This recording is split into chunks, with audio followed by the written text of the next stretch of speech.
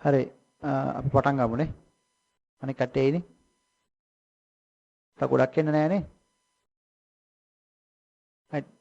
කට්ටිය නිකන් පොඩක් අපි කතා කරපු සාකච්ඡාව ගැන. අපහැදිලි තැනක් එහෙම තියනවද? අපහැදිලි තැන් තියනවද? දැන් මේ මොකද්ද මේ කියන අනිච්ච ස්වභාවය කියලා කියන්නේ ලෝකේ පවතින ධර්මතාවය කියන එක තේරුණාද? එහෙනම් ඒක මේ විශේෂ කාරණයක් කියන්නේ කවුරුවත් නිර්මාණය කරපයක්වත් එහෙම එකක් නෙමෙයි. මේක ලෝකේ පවතින කාටත් පොදු ධර්මතාවයක්. ලෝකේ පවතින ඇත්තම යමයික් අවබෝධ කරගatiya යුතු ධර්මතාවය තමයි ඔන්න ඔය කාරණේ. බුදු පියාණන් වහන්සේට කැමැස්සේ ලෝකේ පැවතුනාද? මොකද්ද උනේ? කැමැස්සේ පැවතුනාද? කාරණේ තේරෙනව නේද? දැන් උන්වහන්සේට කැමැස්සේවත් ලෝකේ පැවතුනේ නැහැ. යේසුස් වහන්සේට කැමැස්සේ පැවතුනේ නැහැ. ඔය කිසිම කෙනෙක් මේ ලෝකේ යමෙක් පහළ වුණා නම් ජීවියෙක් සත්වයක් හැටියට පහළ වුණා නම් ඒ කිසිම කෙනෙකුට මෙන්න මේ ලෝකේ කැමැස්සේ පවත්වන්න බෑ කියන ධර්මතාවයක් ක්‍රියාත්මක වෙනවා. අපි බලාපොරොත්තු වෙන හැබැයි මෙන්න මේ ධර්මතාවය අවබෝධ කරගත්තාම එකක් වෙනවා.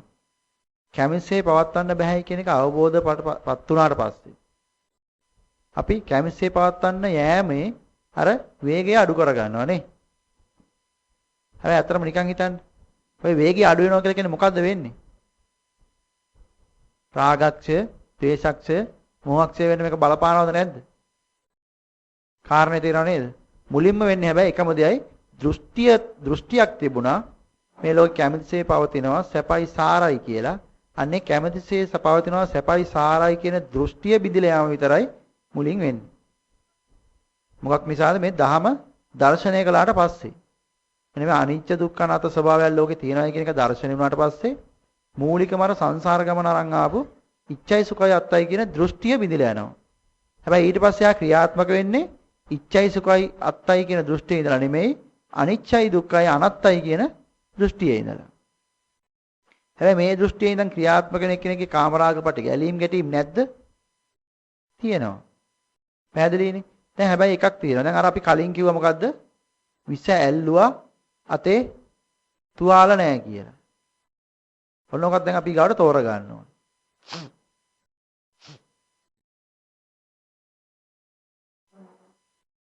හරි.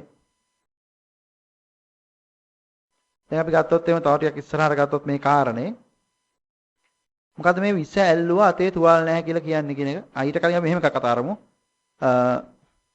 දැන් මේ කිව්වේ ඇත්තටම ලෝකේ පවතින ධර්මතාවයක් මේක අවබෝධ කරගත යුතුයි දැකිය යුතුයි කියන කාරණේ තමයි. දැන් මම අර මුලින්ම සාකච්ඡාව මේක ඉවර කරන්න කලින් කිව්වා ඊගාවට කතා කරන්න තියෙනවා අපිට මෙන්න මේ කාරණේ දැනගන්නවා කියලා කියන්නේ භෞතික දෙයත් එක්ක තියෙන ගැටලුවක්ද මේ තියෙන්නේ භෞතික දේවල් පරිහරණය කිරීමෙන් ඈත් වෙන එකක්ද මේ ක්‍රියාවලිය එහෙම නැත්නම් මොකද්ද මේ ක්‍රියාවලිය කියන එක අපි හරියට තෝරගන්න ඕනේ. මේකෙන් අපිට ලැබෙන ප්‍රයෝජනය මොකක්ද කියන එක හරියට තෝරගන්න ඕනේ. තවත් පුංචි උදාහරණයක් කියන්නම් රත්තරන් වලින්ම රත්තරන් උදාහරණයක්ම මෙන්න මෙහෙම එකක් අපි අරන් බලමු. අපි තුමු මෙහෙම එකක්. අපේ පොඩි කාලේ අපේ ඉස්කෝලේ අපේ පන්තියේ හිටපු යාළුවෙක් ඉන්නවා. මෙයා පොඩිම කාලේ තමයි අපිත් එක්ක හිටියේ. ඊට පස්සේ මෙයා අපි තුමු ඔය ඉතාලිය හරි කොහේ හරි පිට රටකට ගියා. මෙයා හම්බුන්නේ අවුරුදු 20ක් 25ක විතර යනකම් හම්බුන්නේ නැහැ ඊට පස්සේ. හැබැයි අම්බ යාළුවෙක් ඉතින්. හොඳම හිතවත් කෙනෙක්. අපි තුමු අවුරුදු ගානකට පස්සේ මෙයා ලංකාවට එනවා අපිවම හොයාගෙන. හොයාගෙන ආවා. හොයාගෙන ඇවිල්ලා කියනවා උඟ කාලෙට පස්සේ ඔයාව බලන්න ආවේ මම මේ ඔයාව බලන්නමයි ආවේ ඇත්තටම මං ආයි ලංකාවට වෙන්නේ නැහැ කවදාවත් කියලා ඔය විස්තර කතා කරලා ආගේ තොරතුරු කතා කරලා නොඑක් දේවල් මතක් කරලා ඊගාවට යන්න කලින් මෙයා දීලා යනවා අපිට තෑග්ගක් මොකද්ද මේ තෑග්ග අපි හිතමු රත්තරන් වලින් හදපු එකක් ලක්ෂ 5ක් විතර වටින චූටි හුරු බූටි මල් වාස් තුනක් දීලා කියලා හිතමු නවරු බූටි හීනි උස මල් වාස් තුනක් එකක් වටිනවා ලක්ෂ 5ක් විතර. අපි හිතමු එහෙම. ඊට පස්සේ මෙන්න මේ මල් වාස් තුන දැන් මෙයා දීලා මෙයා සමු අරන් යනවා. අපි හිතමු අපි මේ මල් වාස් තුන රත්තරන් ඉතින් ඔක සාලේ තියන්නත් බෑ, පේන්න තියන්නත් ඕනේ. ඉතින් අපි හිතමු ඔක නිදියන කාමරේ හරි කොහේ හරි කන්නාඩි මේසේ අර තුම් පොලක තියලා ලස්සන රෝස මල් තුනකුත් දාලා ඉතින් යනකොට එහෙම දොර වහලා එහෙමත් යනවා ඉතින්. එහෙනම් පරිස්සම් කරගන්නත් එපෑනේ. හරි. මේක මෙහෙම අපි ටික කාලයක් පරිහරණය අපි හිතමු අවුරුදු 5ක් 10ක් විතර මේක පරිහරණය කරනවා. මේක පරිහරණය කරනවා ඉතින් මේක වටිනවා මේක රත්තරන් මේක හරි යාළුවා දීපු නිසා තවත් වටිනවා කියලා හිතාගෙන මේක පරිහරණය කරමින් ඉන්නවා. අපි හිතමු දවසක් අපි වැඩ ඇරිලා ගෙදර එනවා. ගෙදර එනකොට දකින්නවා අර ගෙදර හිටපු පොඩි ළමයේ කවුරු ඥාති ළමයෙක් ඇවිල්ලා හිටියා. ඒ ළමයා අර මල් පෝච්චි දැන් කීයක් තියෙනවද අපි ගාව මල් පෝච්චි? 3ක් තියෙනවා. ඔය තුනෙන් එකක් අරන් ඇවිල්ලා ගේට්ටුව ගාව ගලක් උඩ තියලා තලනවා දැන්. දැන් ගේට්ටුව අරනකොට මේක දැක්කා. අර පොඩි එකා අරන් ඇවිල්ලා නම් ගලක් උඩ තියලා තව ගලකින් මේකට ගගහා ඉන්නවා. දැන් මොකද කරන්නේ? ගේට්ටුව අරිනව නෙමෙයි ගේට්ටුව ගලවගෙන වගේ එනවා ඉතින් දැන්. ඇවිල්ලා කන මිරිගව පොඩි එක්කෙනාගේ කනට පාරක් ගැහුවා, ටොක්කකුත් ඇන්නා, බැලුවා බලනකොට වැඩේ පරක්කු වැඩි, ප්‍රමාද වැඩි, තලලා ඉවරයි දැන් කෑලි ටික කැඩිලා. දැන් කෑලි ටික ගත්ත අතට. අරන් හිටන් මේක දිහා බලන්නේ අඬනවා දැන් ඉතින්. අනේ මෙච්චර කල් මම මේක පරිස්සම් කළානේ. උඹලට මේක අද පරිස්සම් කරන්න බැරි වුණානි කියලා නම් ගෙදර මිනිස්සුන්වත් බැන අඬ ගන්නවා දැන්. දැන් පොඩි එක්කෙනාට ගැහුවා, අඬන්න පටන් ගත්තා. ඊගාවට ගෙදර මිනිස්සුන්ටත් බයින්න පටන් ගත්තා. දැන් ටිකක් වෙලා අඬලා ඉවර වෙනකොට ඔන්න කල්පනා වෙනවා මේක රත්තරන්නේ. මේක මට පාස්ස ගන්න පුළුවන්. තිබිච්ච විදිහට හදා ගන්න පුළුවන්. අන්න තව කවුරු හරි එක්කන් ලැහැත්ති කරන් හිටන් මේකත් කවර එක දාගෙන හිටන් ඔන්න යනවා රත්තරන් වැඩ කරන මිනිස්සයා හම්බෙයි. ඊළඟට මේක පාස්සලා දෙන්න කියලා කියනවා. කියලා අපි එළියෙන් වාඩිලා ඉන්නවා ඉතින්.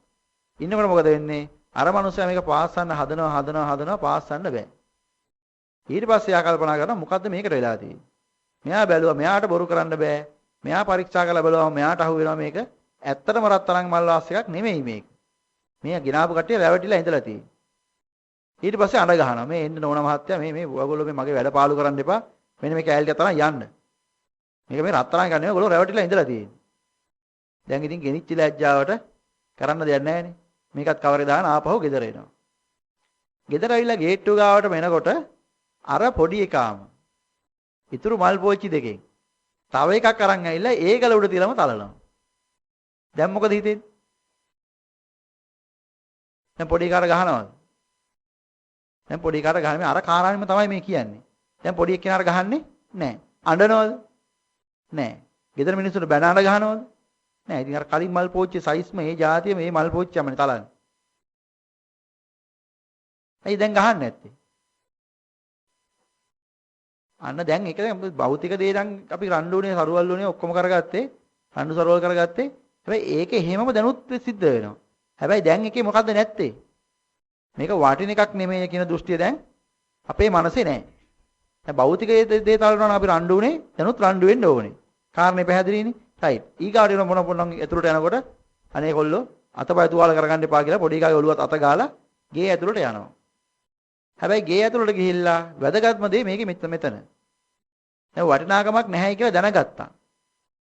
දැනගත්තාම දුකක් නැති වුණා. ඒකත් හරි. එහෙමයි කියලා අර තුන්වෙනි මල් පෝච්චිය එළියට විසි කරනවද? නෑ. ඒක පරිහරණය කරන්න දැන් බාධාවක් තියනවද? නෑ. එහෙනම් ඒක අපි පරිහරණය කරනවා. කොහොමද පරිහරණය කරන්නේ? එහෙනම් ඇත්ත ඇති හැටියට දැනගෙන යථාර්ථය දැනගෙන මේක පරිහරණය කරන්න පටන් ගත්තට පස්සේ මේකට උරුම ස්වභාවයට ලක් කියලා මේක කැඩිලා මිදලා විනාශ වෙලා යනකොට අපේ මනසට අනවශ්‍ය කඩාවැටීමක් එනවද? නෑ. කාරණේ පැහැදිලිද? අන්න එකයි කිව්වේ දැන් මේ අනිච්චයි දුක්ඛයි අනාත්තයි කියන එක දැනගත්තට පස්සේ අනේ ඉතින් මගේ ළමයාත් මගේ කොල්ලත් ඉතින් කැමතිසේ නෑනේ. ඕක කවි ඕන දෙයක් කරගත්තා ඒ කියලා නම් එහෙම ඇතාරලා ඉන්න එකද මේ කියන්නේ? එහෙම ඇතාරලා ඉන්න එක නෙමෙයි මේ කියන්නේ. පැවැත්මේ යාර ජීවත් වෙන්න ඕනේ යුතුයකම් සහ ඒ සියල්ලම ඉෂ්ට කරනවා. එයාගේ අඩුපාඩු බලනවා එකක් තියෙනවා. හැබැයි අපි එකක් දන්නවා මොකද්ද? මේවා කැමසේ පවත්වන්න පුළුවන් ඒවා නොවේය කියන කාරණේ දන්නවා. එහෙනම් මේ නිගමනය කොහෙටද දෙන්න ඕනේ අපි? මේක අර වටිනවයි කියපු දෘෂ්ටි අහක් කරලා අන්න එතන හිඩස පුරවන්න මෙන්න මේ අසාරයි කියන තැනට දාගන්න. ඒ ඇරෙන භෞතික දේවල් පරිහරණය කරන්න ඕනේ කියන එපායි කියන කාරණයක් මේක ඇතුලේ නැහැ. මේ කාරණේ දැනගත්තු එක්කෙනා භෞතික දේවල් පෙරට වැඩිය හොඳට පරිහරණය කරනවා. කොහොමද? ඇත්ත දැනගෙන. දැන් පොඩි එක්කෙනා කැමතිසේ නැහැ දුකයි අසාරයි කියලා අතහැරලා දාන එකක් වෙනවද එහෙනම් මෙතන?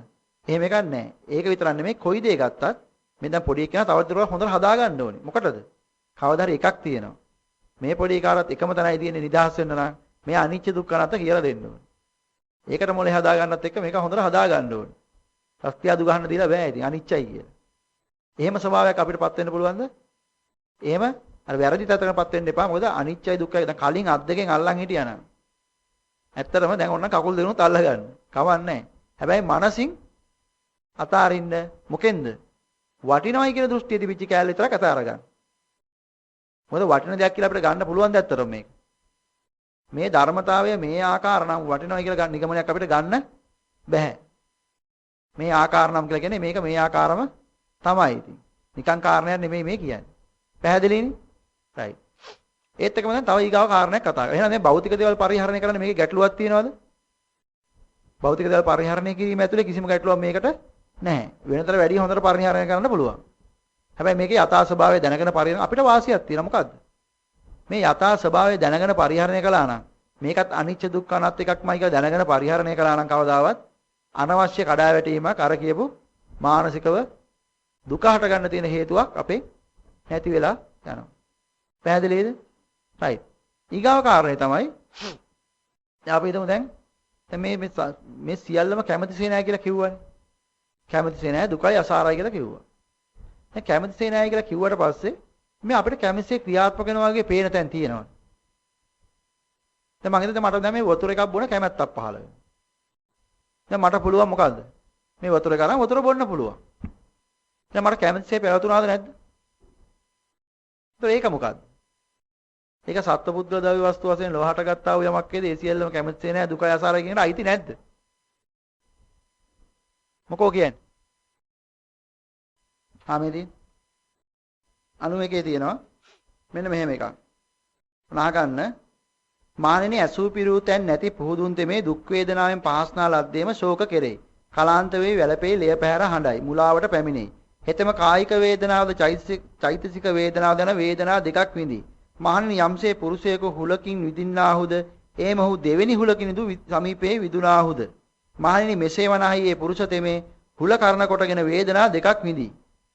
එසේම ඇසූ පිරූ තැන් නැති පුහුදුන් තෙමේ දුක් වේදනාවෙන් පහස්නා ලද්දේම ශෝක කෙරෙයි. පාපා ලෝකේ කලාන්තයේදී මේ දිගට මේ කාරණේ කියනවා. ඒතර මෙතන මේ ඇසූ පිරූ තැන් ඊගාවට කියන ඇසූ පිරූ තැන් ඇති එක්කෙනා ගැන. ඒක මේක නෑ ඊගාවට ඇති. දැන් ඇසූ පිරූ තැන් නැති එක්කෙනයි ඇති එක්කෙනයි කියලා කිව්වම අපි දන්නවා අනිච්ච වශයෙන් දුක්ඛ වශයෙන් අනාත්ම වශයෙන් දැකපු එක්කෙනාට කියනවා ඇසූ පිරූ තැන් ඇති එක්කෙනා කියලා. ඇසූ පිරූ තැන් ඇති ආර්ය ශ්‍රාවක කියලා.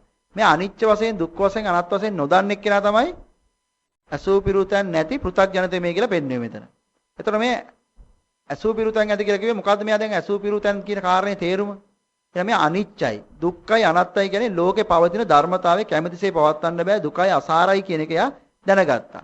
එහෙනම් මෙන්න මේ දුක් වේදනාව කාපු වෙලාවට එයා අමුතුවෙන් එයා එකක් දකිනවා. එහෙනම් මේක මොකද්ද? මේක එහෙනම් මේ අනිච්ච දුක්ඛ අනාත්ත පැවැත්ම ඇතුලේ සිද්ධ වෙන හේතුඵලයක් නිසා වෙච්ච කාරණයක් විතරයි. මේක නිසා මං තවත් කෙනෙක් එක්ක ගැටිය යුතුද? එහෙම නැත්නම් සැප වේදනාවකදී මෙන්න මේ අර සැප වේදනාව තියෙනවා විපාක වේදනාව තියෙනවා. ඒක නැහැයි කියලා කියන්නේ නැහැ. හැබැයි ඒකත් එක්ක බැඳිය යුතුද? නැහැ. අන්න ඒකයි කිව්වේ සැප වේදනාවේ රාග අනුසය පහ කළ යුතුයි කියලා. රාග කියන වචනේ තේරුම තමයි රාග කියන්නේ සැරිසරනවා අග්‍ර කරනවා. සැරිසැරීම අග්‍ර කරගෙන සැප වේදනාවේ පස්සපස්සේ යන්න වටිනවද? නෑ. මොකද හේතුව? මේක කැමැස්සේ පවත්වන්න පුළුවන් එකක්ද? නැහැ කියන කාරණය දැකලා ඉවරයි. එහෙනම් දුක් වේදනාවේ පටිඝානුසය. පටිඝානුසය කියලා කියන්නේ ආපහු ගැටි අර දුක් වෙවි යන්න ඕනේ කියන කාරණේ එයා ඕනේ නැහැ කියන එක එයා දන්නවා. මොකද මේ ලෝකේ අනිච්චයි දුක්ඛයි අනාත්තයි කියන කාරණේ එයා දන්න නිසා. හැබැයි මේ කාරණේ නොදන්න එක්කෙනා ඉච්ඡයි සුඛයි අත්තයි කියලා හිතාගෙන අර සැප වේදනාවේ රාගානුසය එහෙම තියාගෙන ඉන්නවා. දුක් වේදනාවේ පටිඝානුසය එහෙම තියාගෙන ක්‍රියාත්මක වෙනවා. කාරණේ පැහැදිලිද? එහෙනම් මේ වේදනාව නැති කරනවා කියලා කිව්වහම අද අපිට තියෙන වෙලාවත් එක්ක අපිට විස්තර කරන්න තියෙන බොහොම කෙටියෙන් තියෙන්නේ. තව ටික වෙලාවක් ඇත්තේ.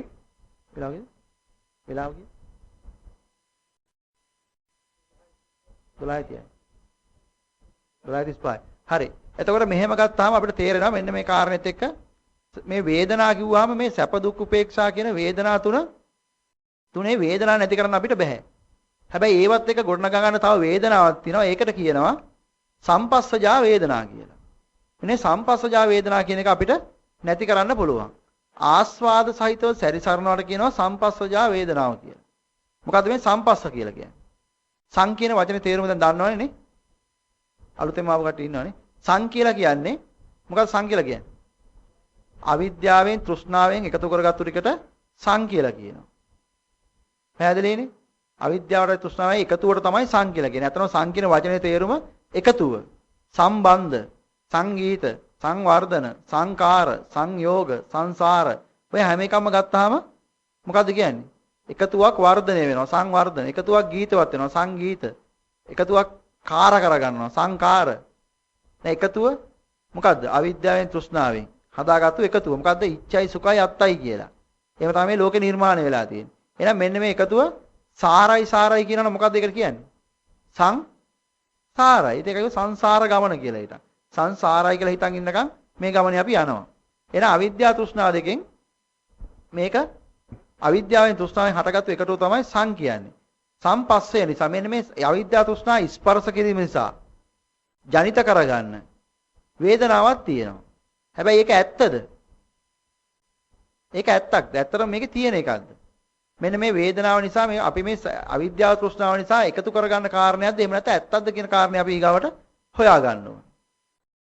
ඉතින් මේ කාරණේ මෙතනින් එහාට ඊගාවට දෙවෙනි සාකච්ඡාවේදී හොඳටම විස්තර වෙයි. මම කෙටියෙන් මේක විස්තර කරන්නම්. අපි මෙන්න මෙහෙම කාරණයක් බලමු මේ කියන්නේ මොකද්ද කියලා. කෙටියෙන්. අපි හිතමු දැන් අපි ඔය රාගානුසයෙන් රාගය කියන්නේ මොකද්ද? පටිඝය කියන්නේ දේශය කියන්නේ මොකද්ද? ඔන්න ඒ කාරණා දෙක පොඩ්ඩක් හොයලා බලමු. ඔය දෙක හරියට මොකද්ද කියන එක හොයාගත්තාම අපිට මේ සාකච්ඡාවේ වැදගත්ම තැනක් තියෙනවා. ඊගාවට මේ පටිච්ච සමුප්පන්නව ලෝකයේ පේනවායි කියන කාරණේ තේරුම් ගන්න මෙන්න මේ කාරණේ වැදගත් වෙනවා. අපි ටිකක් කෙටියෙන් මේක විස්තර කරගමු. අපි හිතමු මෙන්න එහෙම දෙන්නෙක් ඉන්නවා තරුණ ගෑනු ළමයෙකුයි පිරිමි ළමයෙකුයි. මේ ගෑනු ළමයයි පිරිමි ළමයයි ඇත්තම සම්බන්ධයක් තියෙනවා. හැබැයි එකක් තියෙනවා ගෙදර මේ පිරිමි ළමයාගේ අම්මා කැමති නැහැ මේ සම්බන්ධෙට. අම්මා අකමැති වෙනත් හේතුවක් තියෙනවා. මොකද්ද මේ ගෑනු ළමයා අර නැටුම් නටන එක්කෙනෙක්. ඩාන්සින් කරන එක්කෙනෙක්. ඒ වේදිකාවල නටන ළමයි ඉන්නේ අන්න එහෙම එක්කෙනෙක්. අපි හිතමු අම්මා කැමති නැහැ මේ ඩාන්ස් වලට. අම්මා කියනවා උඹට ඔය නැට්ටුකාරයෝ හරියන්නේ නැහැ වෙන එක්කෙනෙක් හොයාගන්න. ඔන්න දැන් කාලයක් ඉඳලා දැන් ඉතින් ටික දවසක් යනකොට අම්මා බැලුවා හරියන්නේ නැහැ. කොල්ලා ගෙදරට නා කියනවා. එහෙනම් අකමැත්තෙන් හරි අම්මා කැමතිලා එක්කන් එන්න කියලා කියනවා. අපි හිතමු මේ කියන මේ කාරණේ දැන් මේ පිරිමි ළමයා දැන් මේ ගෑල් ළමයා ගෙදරට එක්කගෙන එනවා. එක්කන් ඇවිල්ලා පවුල් කනවා ඉතින්. ටික දවසක් ඔය මාස 6ක් අවුරුද්දක් විතර යනකොට මෙයාට කල්පනා වෙනවා දැන් ඉස්සර නම් මෙයාට හොඳ නටන්න පුළුවන්. මම උඟ දවසේ නැටුමක් බැලුවෙත් නැහැ නේ. වෙලාවක නැටුමක් බලන්න ඕනේ කියලා හිතාගෙන ඉන්නවා ඉතින්.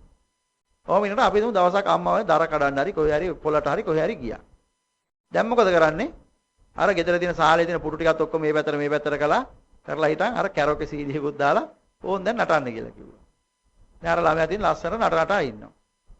අපි તો පැය භාගයක එහෙම නටනටා ඉන්නකොට අර අම්මා දාඩිය පෙරාන ගෙදර එනවා. දැන් පුතා මොකද කරන්නේ? මේ ඩාන්ස් කරන මේ නටන ගෑන් ළමයා දිහා පුටුවක් උඩින් වාඩි වෙලා බලාගෙන ඉන්නවා ඉතින්. මෙයාට මේක ආස්වාදද නැද්ද? අන්න සැප වේදනාවක් විඳිනවා විතර නෙවෙයි සැප වේදනාවේ මෙයා ආස්වාද ලබනවද නැද්ද?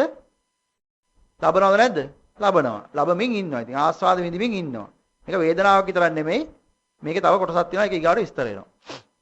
ඊගාවට අපි හිතමු හදිස්සිය අම්මා එනවා ගෙදර. ගෙදර දොර අඩවල් කරලා තියෙනවා. ඉතින් දොරත් පොඩ්ඩක් ඇරලා බලනවා. බැලුව ගම අම්මා මොකක්ද දකින්නේ? මේ CD එකක් දාන්න අට ගෑල් ළමයව දකිනවා. දැන් අම්මට මොකක්ද හිතෙන්නේ? අම්මා කල්පනා කරනවා ඊයේ මේ හොච්චේ කොල්ල රට ගත්තා මදිවල දැන් ඔක්කොම නාඩගම් ටික පටන් අරන්. අම්මට දැඩි ද්වේෂයක් ඇති වෙනවා. හැබැයි මේක දැන් අම්මට ගේ ඇතුළට එන්නත් බෑ. අම්මා දැන් මේක දිහා බලන් ඉන්නවා එළියේ ඉඳලා. බලන් ඉන්නකොට එකක් එනවා. අර ගෑල් ළමයා කකුල පැටලලා වැටෙනවා කියලා හිතමු. වැටුණා. වැටුණ ගමන් මොකද වෙන්නේ? අර අම්මට සතුටුද නැද්ද? හොඳ වැඩේ ඔකට හොම වෙලා මාදි. දැන් ද්වේෂයෙන් ආස්වාද විඳිනවද නැද්ද? එහෙනම් අපිට ආස්වාද ද්වේෂයෙන් විඳින්න පුළුවන්ද බැයිද? හරි. ආස්වාද රාගයෙන් විඳින්න පුළුවන්ද බැයිද? කාරණේ තේරෙනවද? එහෙනම් අපි ආස්වාද විඳින්නේ මෙන්න මේ ආස්වාද කියන කෑල්ල අපි හොයා ගන්න ඕනේ මොකද්ද මේ ආස්වාදය කියන එක. ආස්වාද විඳින්න පුළුවන් තියෙන අපිට ක්‍රම දෙකක්. රාගයෙන් ආස්වාද විඳින්න පුළුවන් සහ ද්වේෂයෙන් ආස්වාද විඳින්න පුළුවන්. හැබැයි මේ දැන් පිරිමි ළමයා මොකද්ද කරන්නේ මෙතන? රාගිකව ආස්වාද විඳිනවා අර ගෑන් ළමයා දිහා බලාගෙන. අම්මා ද්වේෂයෙන් ආස්වාද විඳිනවා අර ගෑන් ළමයා දිහා බලාගෙන. දැන් අපි හිතන් ඉන්නවා එක කාරණයක්. මොකද්ද? පිරිමි ළමයා හිතන් ඉන්නවා මේ ගෑන් ළමයා රාගික වස්තුවක් කියලා. අම්මා හිතන් ඉන්නවා මේ ගෑන් ළමයා ද්වේෂ සහගත වස්තුවක් කියලා. කාරණේ තේරෙනවද? ඇත්තටම ගත්තොත් එහෙම මේ ගෑන් ළමයා රාගික වස්තුවක් නම් එහෙම. අම්මට ද්වේෂසහගතව බැඳෙන්න පුළුවන් වෙයිද? මොකද හිතෙන්නේ? පුළුවන් වෙයිද? හැබැයි මේ ගෑනු ළමයා ඇත්තටම ද්වේෂසහගත වස්තුවක් නම් එහෙම. අර තරුණ පිරිමි ළමයාට රාගිකව බැඳෙන්න පුළුවන් වෙයිද? මොකද හිතෙන්නේ? දැන් මේ ගෑනු ළමයා ගාව රාගය හරි ද්වේෂය හරි තිබුණාද? ඇත්තටම තිබුණාද? නෑ. එහෙනම් කාගාවද මේක තිබුණේ? බලන කට්ටියගේ මනස ඇතුලේ හටගත්තු එකක් මිස මේ රාගයයි ද්වේෂයයි කියලා කියන්නේ. ඇත්තටම අර බාහිර ලෝකේ තියෙන ද්‍රව්‍ය වස්තු වල සත්ව පුද්ගල හරි මොනවා හරි ද්‍රව්‍ය වස්තුව කියන මොනවා හරි තියෙන කාරණයක්ද මේ කියන්නේ? නෑ. දැන් ඔයගොල්ලෝගේ පොතේ 70 වෙනි ඡේදය පෙරලන්න පොඩ්ඩක්. ඔන්න 70 වෙනි ඡේදය විස්තර කරනවා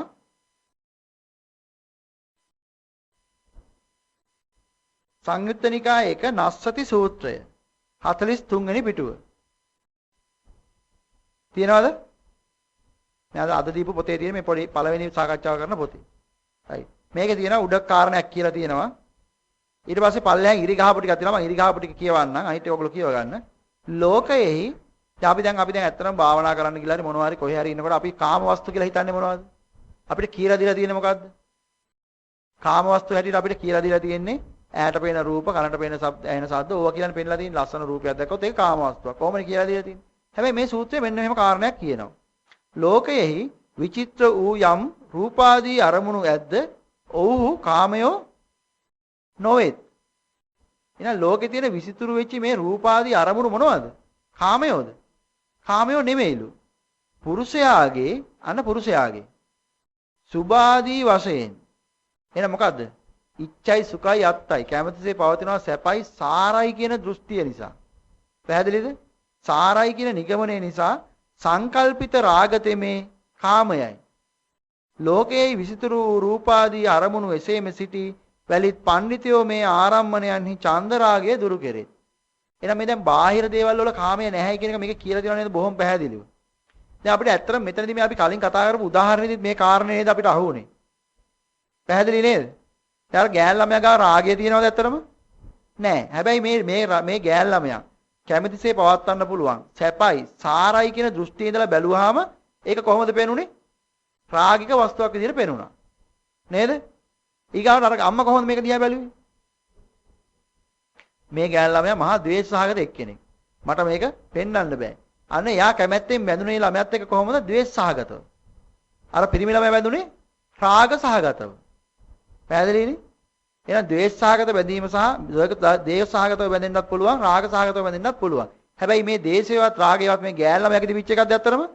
නැහැ. එහෙනම් මේ දෙක නිර්මාණය වුණේ බලපු දෙන්නගේ මනස ඇතුලේ. එහෙනම් මේ කාරණේ විස්තර කරනවා මේ දහම ඇතුලේ විස්තර වෙලා තියෙනවා. මේකට තමයි කියන්නේ කැමැත්තෙන් බැඳුනේ රාගික වෙනවා. ඒක රාගිකව උත්පාදනය කරලා පෙන්නනවා.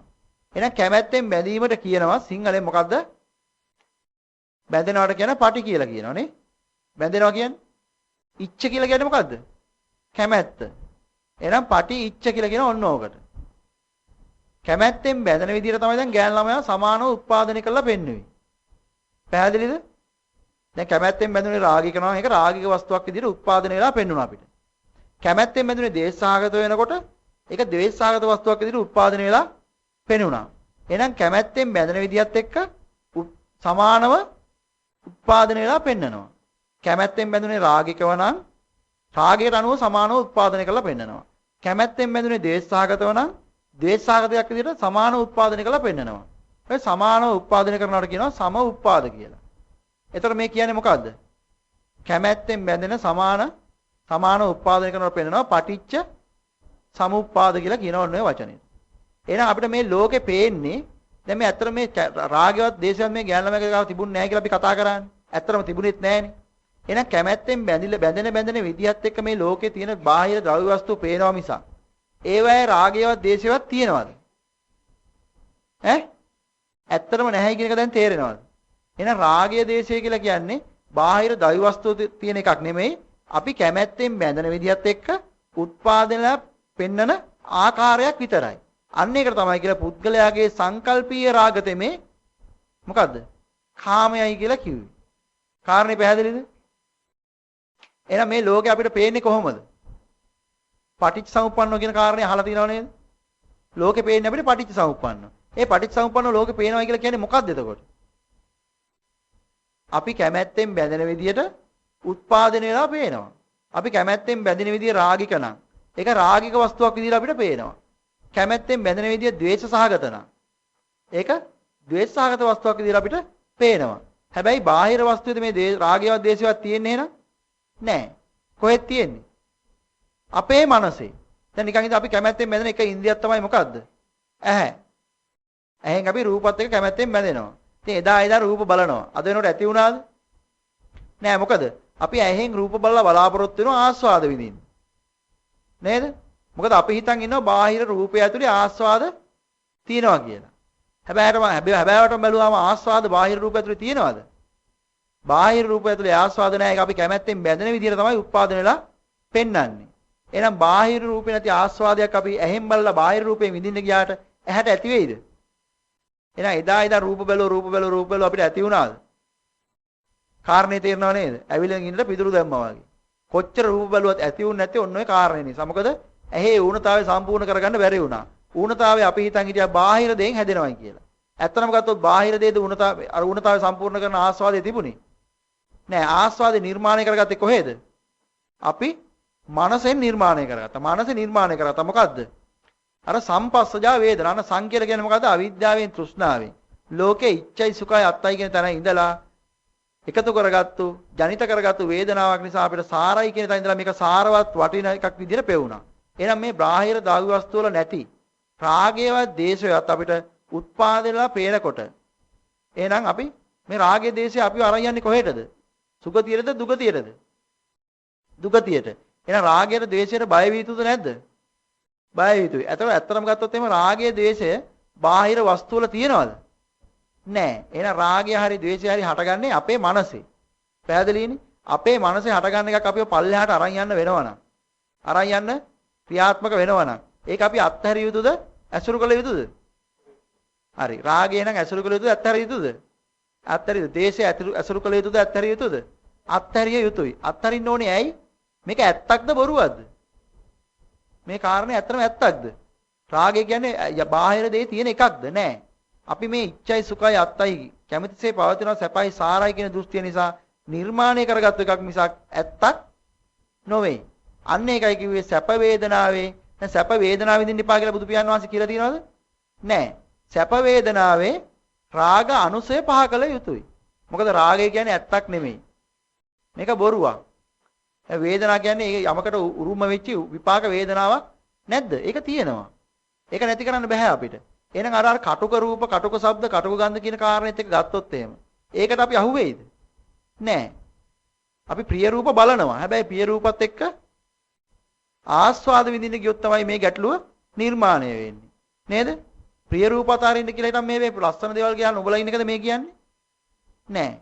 දැන් බුදු පියාණන් වහන්සේ අතුරු මේ කියපු හිටපු මේ මාර්ගේ වඩන පිරිස ලස්සන දේවල් දැක්කේ නැද්ද? දැක්කා. ලස්සන දේවල් වල නෙමෙයි එහෙනම් බාධාව තිබුණේ. එහෙනම් මේ අරියත් පාඩට පත් වෙච්ච කෙනාට ලක්ෂණ දේවල් පේන්නේ නැද්ද? නෑ. එකක් තියෙනවා යාගේ ඇතුලේ මනසෙන් අර අවිද්‍යාවෙන් තෘෂ්ණාවෙන් ගොඩනගා ගන්න අර සංකල්පය ගොඩ නැගෙන්නේ නැහැ. එයා යථාර්ථය දැකලා ඉවරයි. මොකද ඉච්ඡයි සුඛයි අත්තයි කියන දෘෂ්ටියක් යාගේ නැහැ. අනිච්ච දුක්ඛ අනාත්ත කියන මූල ධර්මයේ 100%ම යාට වැටහිලා ඉවරයි. කාරණේ පැහැදිනවනේ? පැහැදිලිනේ? රයිට්. එහෙනම් මේ රාගයවත් දේශයවත් මේ යථාර්ථයේ තියෙන යථාර්ථයෙන් ලෝකේ පේන එක ඇතුලේ රාගයේ රාගිකව පේන එකයි ද්වේෂාගතව පේන එකයි මහා බොරුවක්ද නැද්ද? බොරුවට මොකද්ද අපි කියන්නේ? භූත කියලා කියනව නේද? මහා භූත කියවන්න එපා කියලා කියන්නේ.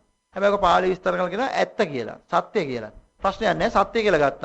එහෙනම් යථාර්ථයේ ඇති සත්‍ය එක්ක එහෙම නැත්නම් බොරුව, භූතය දර්ශනය කළාද නැද්ද මේ විදියට? දර්ශනය වුණාද නැද්ද? මොකද මේ රාගය කියන කොට නැගෙන්නේ මනසේ.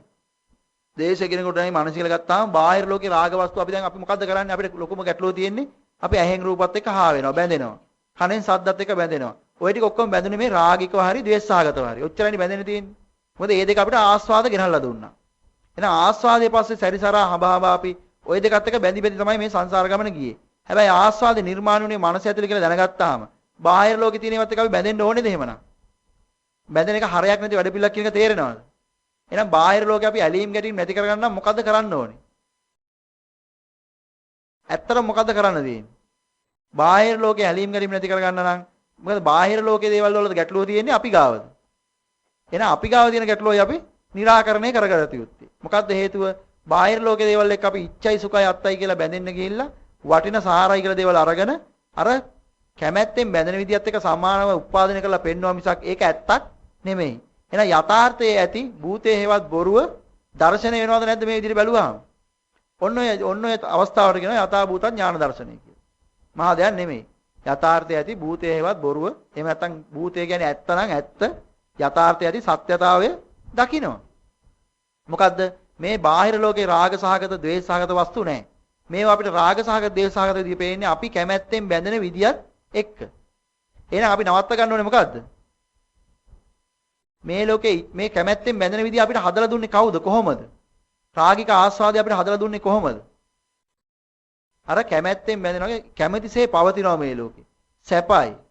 සාරයි කියන දෘෂ්ටිය නිසා සාරවත් දේ මතු විඳිනකොට මෙන්න මේ අපි හදාගෙන ආව අයිස් බෝලයක් ඉතින්. සාරයි වටිනවා සුවයි. සුවයි කියන අයිස් බෝලෙ ඉතින් කරකෝ ආව කාලයක් තිස්සේ. ඉතින් අයිස් බෝලේ කරකවන ටික ටික මොකද වෙන්නේ? ලොකු වෙනවා. මේක මේ විඥානය හදාගත්තේ කවුද? මේ විකෘති ඥානය හදාගත්තේ අපිමයි. නේද? මේ විකෘති ඥානය හදාන පෝෂණය කළේ කවුද? මේ විඥාණයට ආහාර දුන්නේ කවුද? මේ දේවල් වටින දේවල්. මොකද අපි අනිච්ච දුක්ඛ අනාත්ම දැනගෙන හිටියේ නැහැ.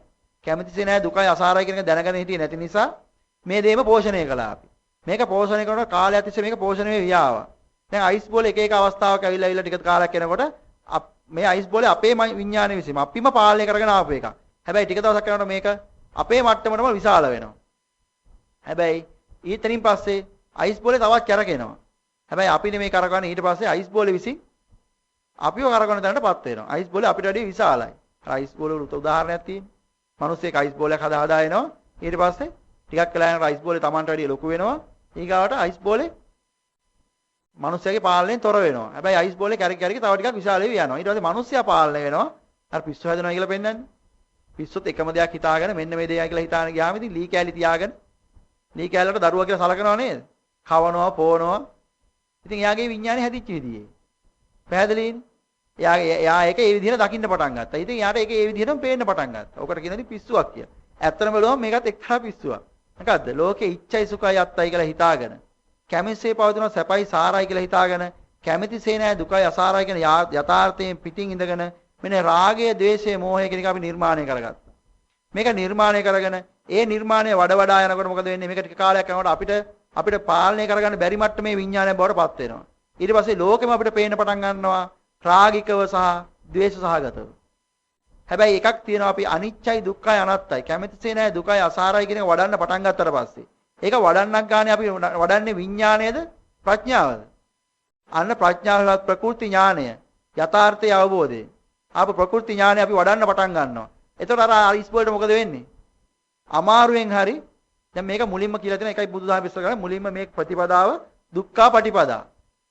මේක දුකයි. මොකද කාලයක් තිස්සේ වටිනවා සාරයි සුඛයි කියලා හිතාගෙන වඩපු දේවල් ටික කැමතිසේ නැහැ දුකයි අසාරයි කියලා යථාර්ථය දැක්කට පස්සේ ආපහු කරකවනකොට ටිකක් අමාරුයි තමයි ඉතින්. දැන් සාකච්ඡාවක් අහන්න වාඩි වුණාම මොකද වෙන්නේ? නිදි කිරා වැටෙනවා ඉතින්. හැබැයි චිත්‍රපටියක් බලන්න වාඩි වුණා නම් නින්ද යයිද? දැන් මානසින්ම තියෙනවා. මේ කයේ ස්වභාවය ඉතින්. මොකද්ද කයේ ස්වභාවය? මේ කය හදාගත්තේ මොකටද අපි? කලින් අත්භවයේ මේ જાති කයක් හදන්න අපි නිගමනය ගත්තේ මොකටද? මේ ඇහෙන් ප්‍රිය රූප මේ බලන්න. මේ જાති කනක් හදාගත්තේ මේ කනෙන් ප්‍රිය රූප අහන්න, ප්‍රිය ශබ්ද අහන්න, ප්‍රිය ගඳ සුවඳ විඳින්න, ප්‍රිය රස ලබන්න, ප්‍රිය ස්පර්ශ ලබන්න. ඕක බලාපොරොත්තුෙන්. ඔය බලාපොරොත්තු ඇතුව ඔය જાති කයක් හදාගෙන. මෙතෙන්ට ඇවිල්ලා අපි දැන් වෙන වැඩක් කරන්න ලැහැත් වෙනකොට මොකද්ද කරන්න ලැහැත් වෙන වැඩේ? ඔය වැඩේ අසාරයි කියලා දැනගත්තට පස්සේ දෘෂ්ටිමය වශයෙන් විපර්යාසයක් එනවා. හැබැයි මේක මේ ශරීරයට දෙන්න ගියාට එකපාරට වාරගනීද? නෑ. ඉතින් මේක එන ලෝකේ අත්තරපන් නොයලී මිදී යන්න කියලා කියනකොට ඇස්පිය වෙනවා තමයි. හැබැයි ලෝකේ ඉච්ඡයි සුඛයි කැමතිසේ පවතින සැපයි සාරයි කියන චිත්‍රපටියක් ලස්සන සංගීත සම්දර්ශක වගේ දේවල් බලනකොට මේ ඇස්පිය වෙයිද? නෑ. ආපු වැඩේම තමයි මේ කරගෙන යන්නේ. අන්න විඥානය යනවා ක්‍රියාත්මක වෙනවා. එයාට කැමතියි දැන්. එයා හොඳට හැරවලා තියා ගන්නවා ඊට පස්සේ. නේද? ඒක තමයි වෙන්නේ ඔය. ඒකයි නිදි කියලා වැඩේ. වෙන මොකවත් නෙමෙයි. කාරණේ තේරෙනවනේ. එහෙනම් ඔන්න ඔය මුලාවෙන් මිදෙන්න ඕනේ. ඒ මුලාවෙන් මිදෙන්න තියෙන එකම ගමයි අර කිව්වේ මොකද්ද? සැප වේදනාවේ මොකද්ද? රාග අනුසය පහ කළ යුතුයි. එහෙනම් සැප වේදනා කියන්නේ රහට කන්න එපා කියන එකද මේ කියන්නේ? නෑ. ඒකත් එක්ක අවිද්‍යාවෙන් තෘෂ්ණාවෙන් බැඳිලා ගොඩනගා ගන්න එකක් තියෙනවා අපි. අන්න ඒක නවත්ත ගන්න. මොකද මේ දේ මතු මතුත් ඕනේ. මේ දේ වටිනවා සාරයි කියන එක නිසා හදා ගන්න කොටස එයාගේ නැති කර ගන්න ඕනේ. දැන් නිකන් හිතමු අපි. දැන් හොඳට බඩගිනි වෙලා දැන් මේ සාකච්ඡා කරලා යන ගමන් ගෙදරට කෝල් එකක් දෙනවා. ගෙදරට කෝල් එකක් දෙනවා. කෝල් එකක් දීලා කියනවා මේ කැමයක් අරන් තියන්න. ඔය අපි ඉතින් ගමු ඉතින් උදාහරණයකට මේක ගන්නෙ. කාගේවත් ඔය මේ වෙළඳ නාමයකට අපහාස කරන්න නෙමෙයි. KFC fried rice එකක් ගහලා තියෙනවා. chicken fried rice එකක්. ඒක තමයි රහම කෑම එක. කියලා ඉතින් ගෙදරට කෝල් එකක් දීලා ඉතින් කියලා යනවා. යන ගමන් ඉතින් ඔන්න යනකොට ඉතින් මැදගෙන යනවා දැන් මේක කන්න බලාගෙන. ගිහිල්ලා නම් ගියාට අක් ගාලා නාගත්තා. නාගෙන හිටන් අර මේසුර තියලා තියෙනවා. ගත්තා රිමෝට් එකත් අතට ටීවී එකක් දාගත්තා. දැන් ඉතින් KFC fried rice එක රස විඳිනවා. chicken fried rice. රහම කෑම එක. කොහොමද මේක? ඇහැට ප්‍රියද නැද්ද මේක? ප්‍රියයි. ලස්සනට තියෙනවා. නේද? හොඳ මේක හපනකොට හොඳ සද්දයක් එනවද? නේ අර සියුම් ගතියක් තියෙන්නේ. හරිනුත් ඒක මත් වෙන්න පුළුවන්. දැන් ඔක චරස් ගාලා හැපෙන chicken කෑල්ලක් තුනක් නම් මේක හඬටත් කැමතියි අපි. නේද? මේක හොඳ සුවඳක් එනවද නැද්ද? සුවඳක් එනවා. මේක හොඳ රසයක් තියෙනවද නැද්ද? රසයක් තියෙනවා. අතර මට සිල්ටු ගතියක් තියෙනවද නැද්ද? ඒකත් තියෙනවා. එහෙනම් මේ පංචකාමයේ මේ කෑම ඇතුලේ තියෙනවද නැද්ද? තියෙනවා. දැන් මේක විද විදා දැන් කනවා. දැන් හොඳට ටීවී එක දිහා බලන කනවා. හදිස්සි ටිකක් කරනකොට ඕන බ්‍රේකින් නිවුස් එකක් දානවා. හදිස්සි බ්‍රේකින් නිවුස් කියලා දැම්මා. වහාම දැනුවත් කිරීමයි KFC fried rice වල අසුචි මිශ්‍ර වී ඇත. ආහාරයට ගන්න එපා. දැන් මොකද වෙන්නේ? දැන් ගැටලුව තියෙන්නේ මේකයි. දැන් මේකෙන් වැදගත් දෙයක් තියෙනවා අපිට ගන්න. මොකද්ද? ටක් ගාලා දැන් කෑම එක අහකට ගලා. කෑම එක අහකලා දැන් කරගත්තු මොඩගන් කියලා අහක බලාගෙන ඉන්නවා. අහක බලාගෙන ඉන්නකොට හැබැයි එකක් තියෙනවා. මේ කෑම එකේ අර තිබිච්ච සුවඳ අඩු වුණාද? රස අඩු වුණාද? ස්පර්ශය අඩු වුණාද? අර කියපු මේ මොකක් හරි තියෙනවා නම් හඬක් තිබුණා නම් ඒක අඩු වුණාද? ඔය එකක්වත් අඩු වුණේ නැහැ. කලින් තිබිච්ච කෑම එකම දැනුත් තියෙනවා. හැබැයි දැන් ඒක කලින් මේකත් එක්ක ආස්වාද සහිතව බැඳිලා හිටියා. නේද? දැන් ඒව අර එකක්වත් අඩු නැතුව ඒකම අනිත් පැත්තට දැන් පේන්න පටන් ගත්තා නේද? කොහෙද වෙනස් වුනේ? මානසික තිබිච්ච දෘෂ්ටිය විතරයි වෙනස් වුනේ. මේක දැන් ඇත්තකට බැඳිලා හිටියා නම් මේකේ අර ටිකේ පොවත් අඩුවක් තියෙනවද? නැහැ නේද? දැන් ඉතින් කරන්නේ දැන් මේක දිහා වැඩිපුර තව ටිකක් කියලා බලා හිටියොත් එහෙම වමනේ කරන්න පුළුවන්ද බැයිද? වමනේත් දැන් මේක ආපු ටික නෙවෙයි ඊයේ කාපුවත් එක වමනේ දැන් මේ. හරි. ටිකක් කියලා යනකොට දැන් කරගන්න දෙයක් නැහැ නැගිටින්නෙත් නැහැ දැන් ගල් ගිල්ල වගේ බලා ඉන්නවා. හදිස්සි ආපහු දාන ටීවී එකේ බ්‍රේකින් නිවුස් කියලා නෑ වැරදීමක් කියලා තියෙන්නේ මේ KFC fried rice නෙමෙයි. ටක් ගාලා අර ගායි ළඟට ගත්තා. මොකද්ද කරන්නේ? දැන් කනවද නැද්ද? කන්න පුළුවන්ද බැයිද? දැන් හිතලා බලන්න කොහෙද කාවද අපිව රවට්ටන්නේ කියලා. මනස අපිව රවට්ටනවද නැද්ද එහෙනම්? ඇත්තකට බැඳිලා හිටියා නම් මේක යථාර්ථයක් නම් තිබුණේ මේකේ කලින් තියෙනෙත් එකමයි. මේකේ සැප වේදනාව අඩු වුණාද? මේකේ වේදනාව රස අඩු වුණාද පොඩ්ඩක්වත්? ඒව අඩු වුණේ නැහැ. හැබැයි අර රාගික ආස්වාද සහිතව බැඳගත්තු කොටස. ඒ ටික නේද අපිට මේ කනගාටු දුක වේදනා ගැන හඳුනන. මොකද කලින් අහක් කරපෙකෙත් ඒකමයි තිබුණේ. එහෙනම් ඒකත් එක්ක අපේ අර මනසේ ගොඩනගා ගන්න කොටසත් එක්ක ක්‍රියාත්මක වී තමයි අපි ඇහෙන් රූප කනෙන් ශබ්ද නහයෙන් ගන්ධ දිවෙන් රස කයෙන් පාස කියන ඔක්කොම ටික. ඔය පංචකාම ආස්වාද දෙන හැම දෙයක්ම අන ආස්වාද සහිත සැරිසැරීමත් එක්ක තමයි අපි සංසාර ගමනේ මේ ඉච්ඡයි සුඛයි අත්තයි කියන දෘෂ්ටි නිසා ගොඩනගාගෙන අරගෙන යන්නේ. කාරණේ පැහැදිලිද? එහෙනම් මේ ඇත්තක්ද මේ අපි ක්‍රියාත්මක වෙන්නේ ඇත්තකටද? නෑ මනසට මේ බොරු අදහසක් දීලා මේ බොරුවත් එක තමයි මේ බොරුවත් එක ක්‍රියාත්මක යුතු භයානකම මොකමද? සංසාර ගමන ඇත්තටම සැප එකක්ද? කැමැසේ පවත්වන්න බැරි දුක් දෙන අසාර ප්‍රවත්මක් ඇතුලේ කැමැතිසේ පවත්වපන්. මේ ආස්වාද ගෙනල්ලා දීපන් කියලා මනස කියනවා හැංගෙලේම. ඒ කියන එක අපි පෝෂණය කරලා දැන් අපිට නවත්ත ගන්න බැරුව අපි දුක් විඳිනවා මේක නවත්තන්න දැන් වෙනම වැඩ පිළිලක් කරනවා. දැන් මේක හදාගත්තේ කවුද? අපිමයි. දැන් නවත්තන්න දඟලන්නේ කවුද? අපිමයි. අපිට නවත්තන්න දඟලන්න උනේ මොකද? අපි මේක හදාගත්ත නිසා. දැන් කරන්න දෙයක් නැහැ අමාරුවෙන් හරි මේක නවත්ත ගන්න ඕන නැත්තම් මහා විනාශයක් වෙනවා. මොකද්ද? මේ රාගය, ද්වේෂය, මොහය අපි කවදාවත් සුගතියට අරන් යනවද? නෑ. අපිට මේ අනිච්ච දුක්ඛ අනාත්ම පැවැත්ම මිදෙන්න ඉඩ දෙයිද? නෑ. එහෙනම් මේක කල්පනා කරලා බලන්න. ඔය රාගික ආස්වාද විඳින වෙලාවට, ද්වේෂසහගත ආස්වාද විඳින වෙලාවට ඇත්තට මේ රාගික විඳින කෙනාගේ ආව හරි විඳින ද්‍රව්‍ය වස්තුවේ හරි මේ රාගයවත් ද්වේෂයවත් තියනවාද කියන එක හිතලා බලන්න පටන් ගන්න. ඒක හිතලා බලන්න පටන් ගන්නකොට අන්න යථාර්ථය දකින්න පටන් ගන්නකොට රාගයේ දෙයට, දේශයට, මෝහයට ඉන්න බැරි වෙනවා. අන්න එතකොට සැප වේදනාවේ රාග අනුසය මොකද වෙන්නේ? පහ වෙන්න පටන් ගන්නවා. දුක් වේදනාවේ පටිඝ අනුසය මොකද වෙන්නේ? ඇත්ත දකින්න දුක් වේදනාවේ පටිඝ අනුසය ක්ෂණයෙන් පහ වෙන්න පටන් ගන්නවා. එක මොහොතක් කරනකොට ඒක මොහොතකින් හරි වැඩෙන ටිකෙන් ඒ මොහොතේ කොටස පහ වෙලා යනවා. ඒක හැබැයි පහ වෙන්නේ එකක් තියෙන කාරණයක් තියෙනවා. සංසාර ගමනම තමයි. මොකද බුදුදහම අනිත් කාරණාත් එක්ක වෙනස් වෙන මේ අනුසය කියන කොටස පහ කිරීම තුලින්. දැන් බමුණු දහම ඇතුලේ තිබුණා නොයෙක් ක්‍රමවේද. බ්‍රහ්ම තත්වයට ගියා. බ්‍රහ්ම තත්වයට යන්නේ කොහොමද? ඒගොල්ලෝ සත්‍ය කියලා හිතන් හිටියේ අවසානයේ ලෝකේ සත්‍ය අවබෝධ කළා කියලා හිතන් හිටියේ බ්‍රහ්ම තත්වයටපත් වුණාම. දැන් බ්‍රහ්මයෙක් වෙන්න ලේසියෙන් පුළුවන්? බෑ. මේ පංචකාම ආස්වාදයත් එක්ක පංචකාම ආස්වාදي සම්පූර්ණයෙන්ම නැති කළ යුතුයි. නේ? හැබැයි එකක් තියෙනවා. ඕක හදාගත්තේ කොහෙද? මනුස්ස ලෝකේ. මනුස්ස ලෝකෙදී ධානය හදා ගන්නවා. ධානයක් හදාගත්තොත් ධානය පිරෙන්නේ නැති වෙනකොට අනිවාර්යෙන් බ්‍රහ්ම ලෝකේ ඉපදෙන්න පුළුවන්. ධානය හදාගත්තේ කොහෙද ගිහිල්ලාද? කැලේට ගිහිල්ලා ගස් ගල් වලට වෙලා ගල් ගුහා වලට වෙලා ඉඳගෙන මේ ඇසට ප්‍රිය රූප කනට ප්‍රිය ශබ්ද ඕවා දෙන්නේ නැතුව ඉඳලා. නේද? දෙන්නේ නැතුව ඉඳලා හදලා ඔයා හදාගත්තු ධානය පිරිහෙන නිසා ගමන නගරයට ආවද? නෑ. අභිඥා බල තිබුණා. උඩින් යන්න හැකියාව තිබුණා. හැබැයි උඩින් යනකොට අර කොහෙද? සිව් මහන්තල හිටපු කාන්තාවගේ රූපය දැකලා ඊට පස්සේ පයින් ඇවිදගෙන ගියා කියලා තියෙනව නේද? දැන් කොච්චර සිවුම්ද මේක? අර ලොකුවට කාලයක් ප්‍රගුණ කරලා හදාගත්තට ඒක බොහොම ලාමකයි. ශනිකව නැති වෙන්න පුළුවන්. කැලේ ඉන්නකොට මොකද අර මලක් දැක්ක ගමන් ඔක්කොම ඉවරයි කියලා කියනවනේ. නේ නාඩලා තමල දැක්කම තවුසන්ගේ දැහැම් බින්දිනවා කියලා කියනවා. එහෙනම් මොකද්ද මේ කියන්නේ? මේ ඒ ක්‍රමයේද මේ? මේ ඒ ක්‍රමයේ නෙමෙයි. අන්න මේ පංචකාම අරමුණු වලින් ඈත් වෙලා ඉඳලා ඇලෙන තැන් වලින් ඈත් වෙලා ඉඳලා ඇලෙන්නේ නැතුව ඉඳලා ගැටෙන තැන් වලින් ඈත් වෙලා හිටන් ගැටෙන්නේ නැහැ කිය ඉන්න එකද මේ කියන්නේ? එහෙම නැත්නම් ඇලෙන ගැටෙන තැන් වල ඉඳලා ඇලීමට ගැනීමට හේතු වෙන හේතුව හොයලා හේතුව නැති කරලා අර යථාර්ථය අවබෝධය තුලින් සම්පූර්ණ අර සුවයකටපත් වෙන එක. අන්න ඒකයි අනුසය නැති කරනවා කියලා කියන්නේ. අනුසය කියන වචනේ තේරුම තමයි අනුව සයනය කරනවා. අනුව සයනය කරනවා කියන මොකද්ද? දැන් ඉපදිච්ච ගමන් ළමයාට රාගය තියෙනවද? රාගය තියෙනවද නැද්ද? රාගය නැහැ කියන්න බෑ. මොකද හේතුව? කවදාද ඒ ළමයාම රාගිකව වැඩ කරන්නේ? නේද? එහෙනම් මොකද්ද ඉපදිච්ච ගමන් ළමයාගේ තියෙන්නේ? රාගය නෙමෙයි අමතක කරන්න එපා. රාග අනුසය. අනුව සයනය කරනවා. බාහිර සාධකයේ සම්පූර්ණ වෙච්ච දවසට ඒක අර සයනය කිරීම නවත්තලා ක්‍රියාත්මක වෙන්න පටන් ගන්නවා. එහෙනම් ඔන්න අනුසයත් බින්දන ක්‍රමයක් තමයි මේ කිව්වේ බුදුදහමේ මේ ඇත්ත ඇති හැටියට දැකීම. ඔය අනුසය සියල්ලම ඔය ගොඩනගා ගත්තේ මේ ලෝකේ ඉච්ඡයි සුඛයි අත්තයි කියන දෘෂ්ටිය නිසා. මේ ඉච්ඡයි සුඛයි අත්තයි කියන දෘෂ්ටිය තමයි අපි සංසාර ගානේ මෙච්චර දුර අරගෙන ආවේ. අරගෙන එන්න හේතුනේ රාගය, දේශය, මෝහය.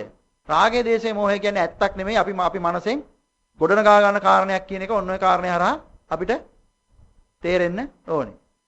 පැහැදිලිද? හරි. ඊගාවට එහෙනම් සැප වේදනා, දුක් වේදනා, උපේක්ෂා වේදනා කියන එකේ දුක් වේදනාවේ පටිඝානුසය අපි පහ කළ යුතුයි. ඔව්. අනුසය කියන එක අනුව සයනය කරනවායි කියන එක. අනුසය කියන වචනේ තේරුම අනුව සයනය කරනවා. දැන් අතරම පොඩි ළමයෙක් ගත්තොත් එහෙම එයාට රාගය කියන එක තියෙනවද? පොඩි ළමයාගේ ඇතුලේ එයාට පොඩි ළමයකින් රාගය විද්‍යාමාන වෙන්නේ නැහැනේ අපිට. නේද? හැබැයි අපිට රාගය ගත්තාම මෙතන ගන්න පංචකාම මේ ස්පර්ශකාමය ගැන. මොකද එයාත් ඇහෙන් රූපත් එක්ක බැඳෙන එකක් තියෙනවා. කනෙන් ශබ්දත් එක්ක බැඳෙන එකක් තියෙනවා. හැබැයි කයෙන් ස්පර්ශත් එක්ක බැඳෙන එකක් එයාගේ තාම නැහැ. නේ? right. ඊට පස්සේ හැබැයි මෙයාගේ රාගය නෑ. මෙයාගේ තියෙනවා රාග අනුසය. අනුසය තමයි මෙන්න මේ අර දැන් බ්‍රහ්ම ලෝකේ ඉන්න බ්‍රහ්මයාගේ මොනවද තියෙන්නේ?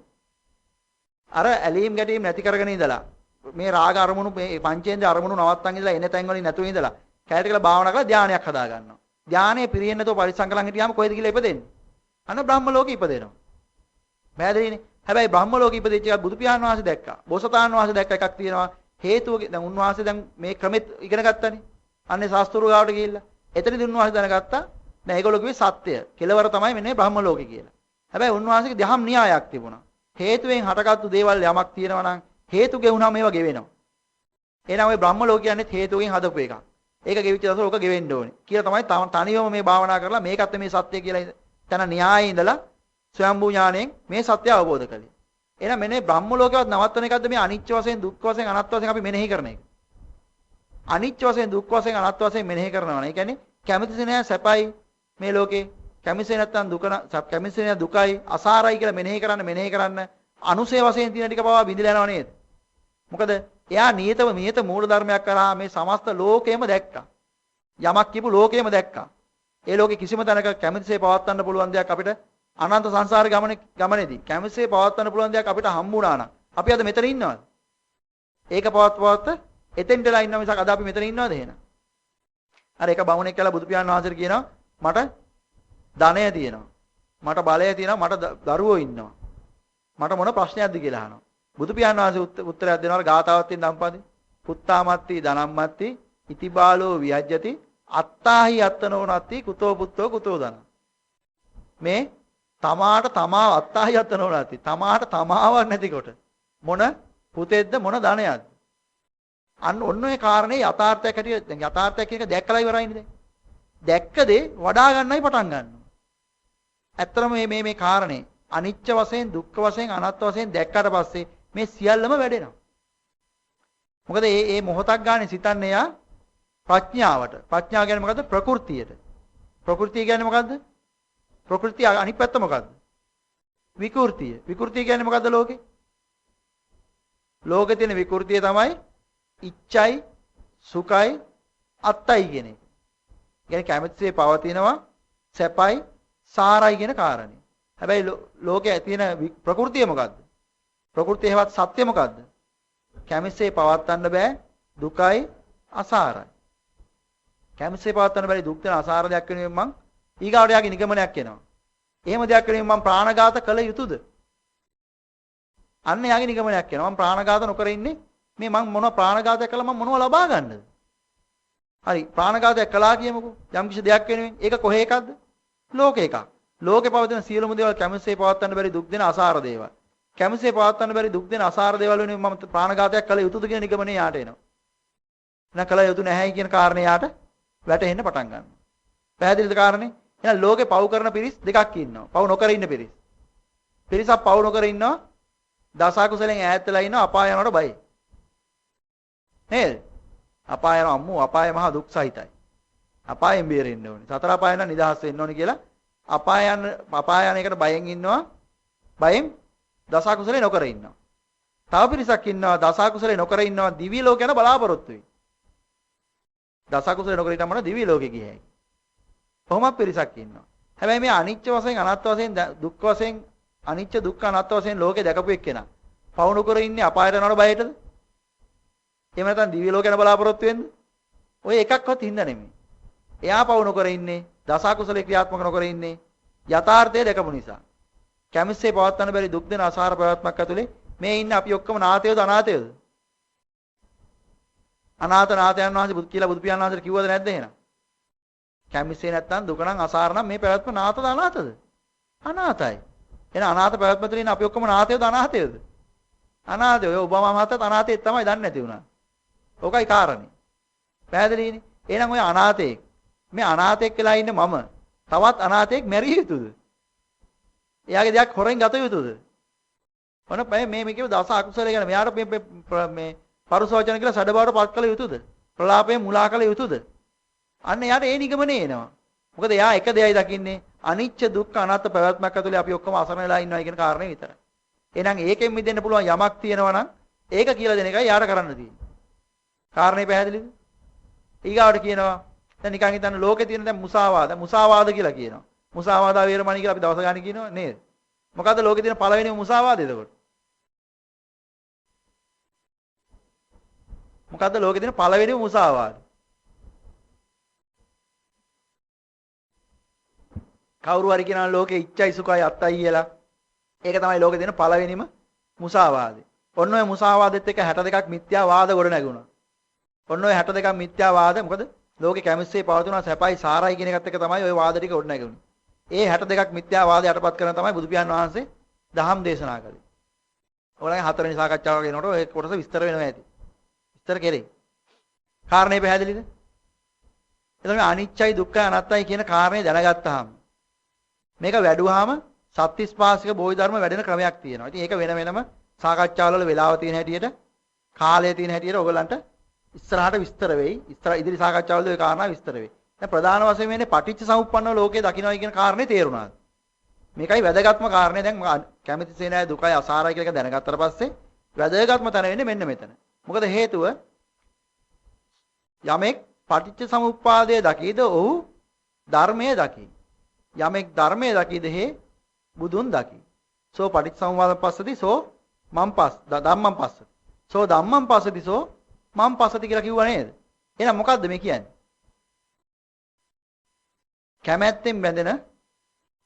කැමැත්තෙන් බැඳිලා සමානව උත්පාදනය වෙලා ලෝකේ පේනවා කියන කාරණේ දැනගත්තාම යමෙක් ධර්මයේ දකිනවා. ධර්මය කියන්නේ මොකද්ද? ලෝකේ දරණ විදිය. එහෙනම් ලෝකේ දරණ විදිය පටිච්චසමුප්පන්නයි කියන එක එයා දකිනවා. එහෙම දැකපු එක්කලා මොකද්ද? සෝ ධම්මං පස්සති සෝ මං පස්සති කියව මොකද්ද?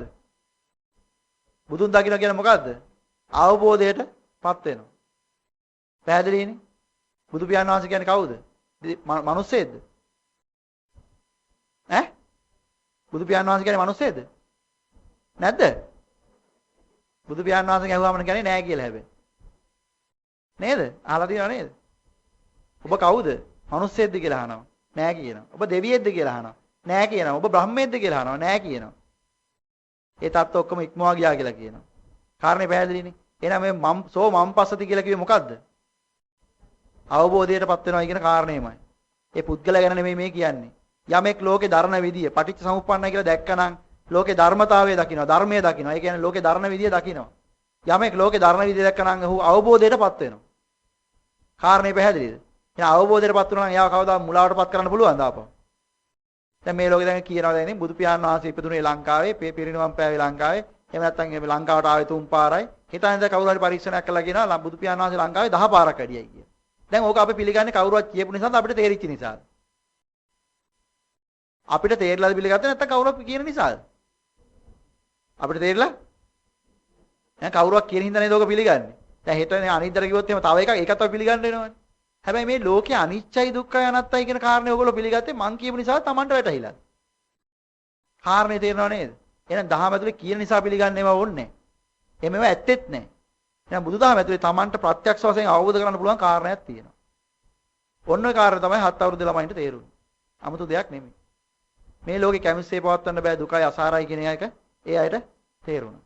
ඔන්න ඔය දෘෂ්ටියට යමෙක්පත් වුණා නම් එයා මොකද මේ කාරණේ මේ නියත මූල ධර්මයක් කරා මේ කාරණේ අහනකම් එයා ඉන්නේ කොහෙද? මේ ලෝකේ ඉච්ඡයි සුඛයි අත්තයි කියන තැන. අන්න ඒකට කියනවා තුවාල තියෙන අත කියලා.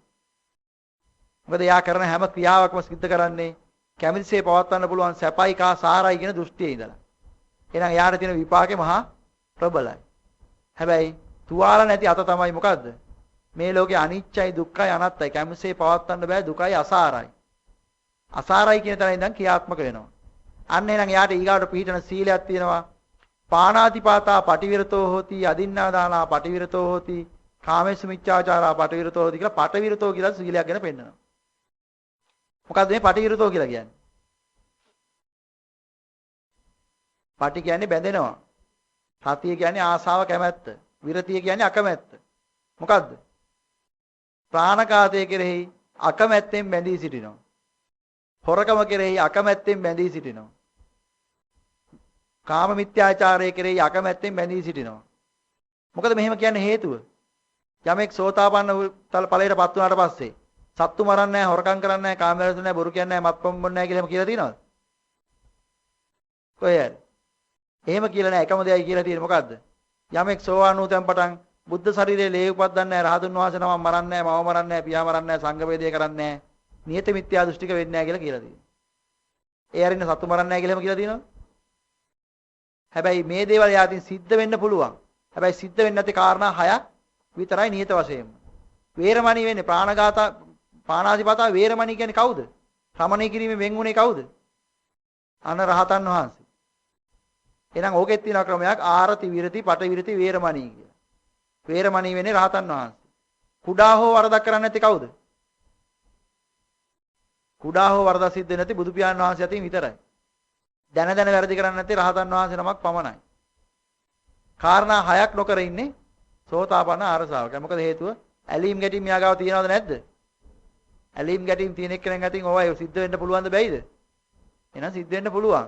එහෙනම් එයාගේ දහම ඇතුළේ විස්තර කරලා තියෙන්නේ මේ කාරණා 6න් එයා අබව වෙනවා කියන එක විතරයි. පැහැදිලිද? right. එහෙනම් අර දැන් තේරෙනවද?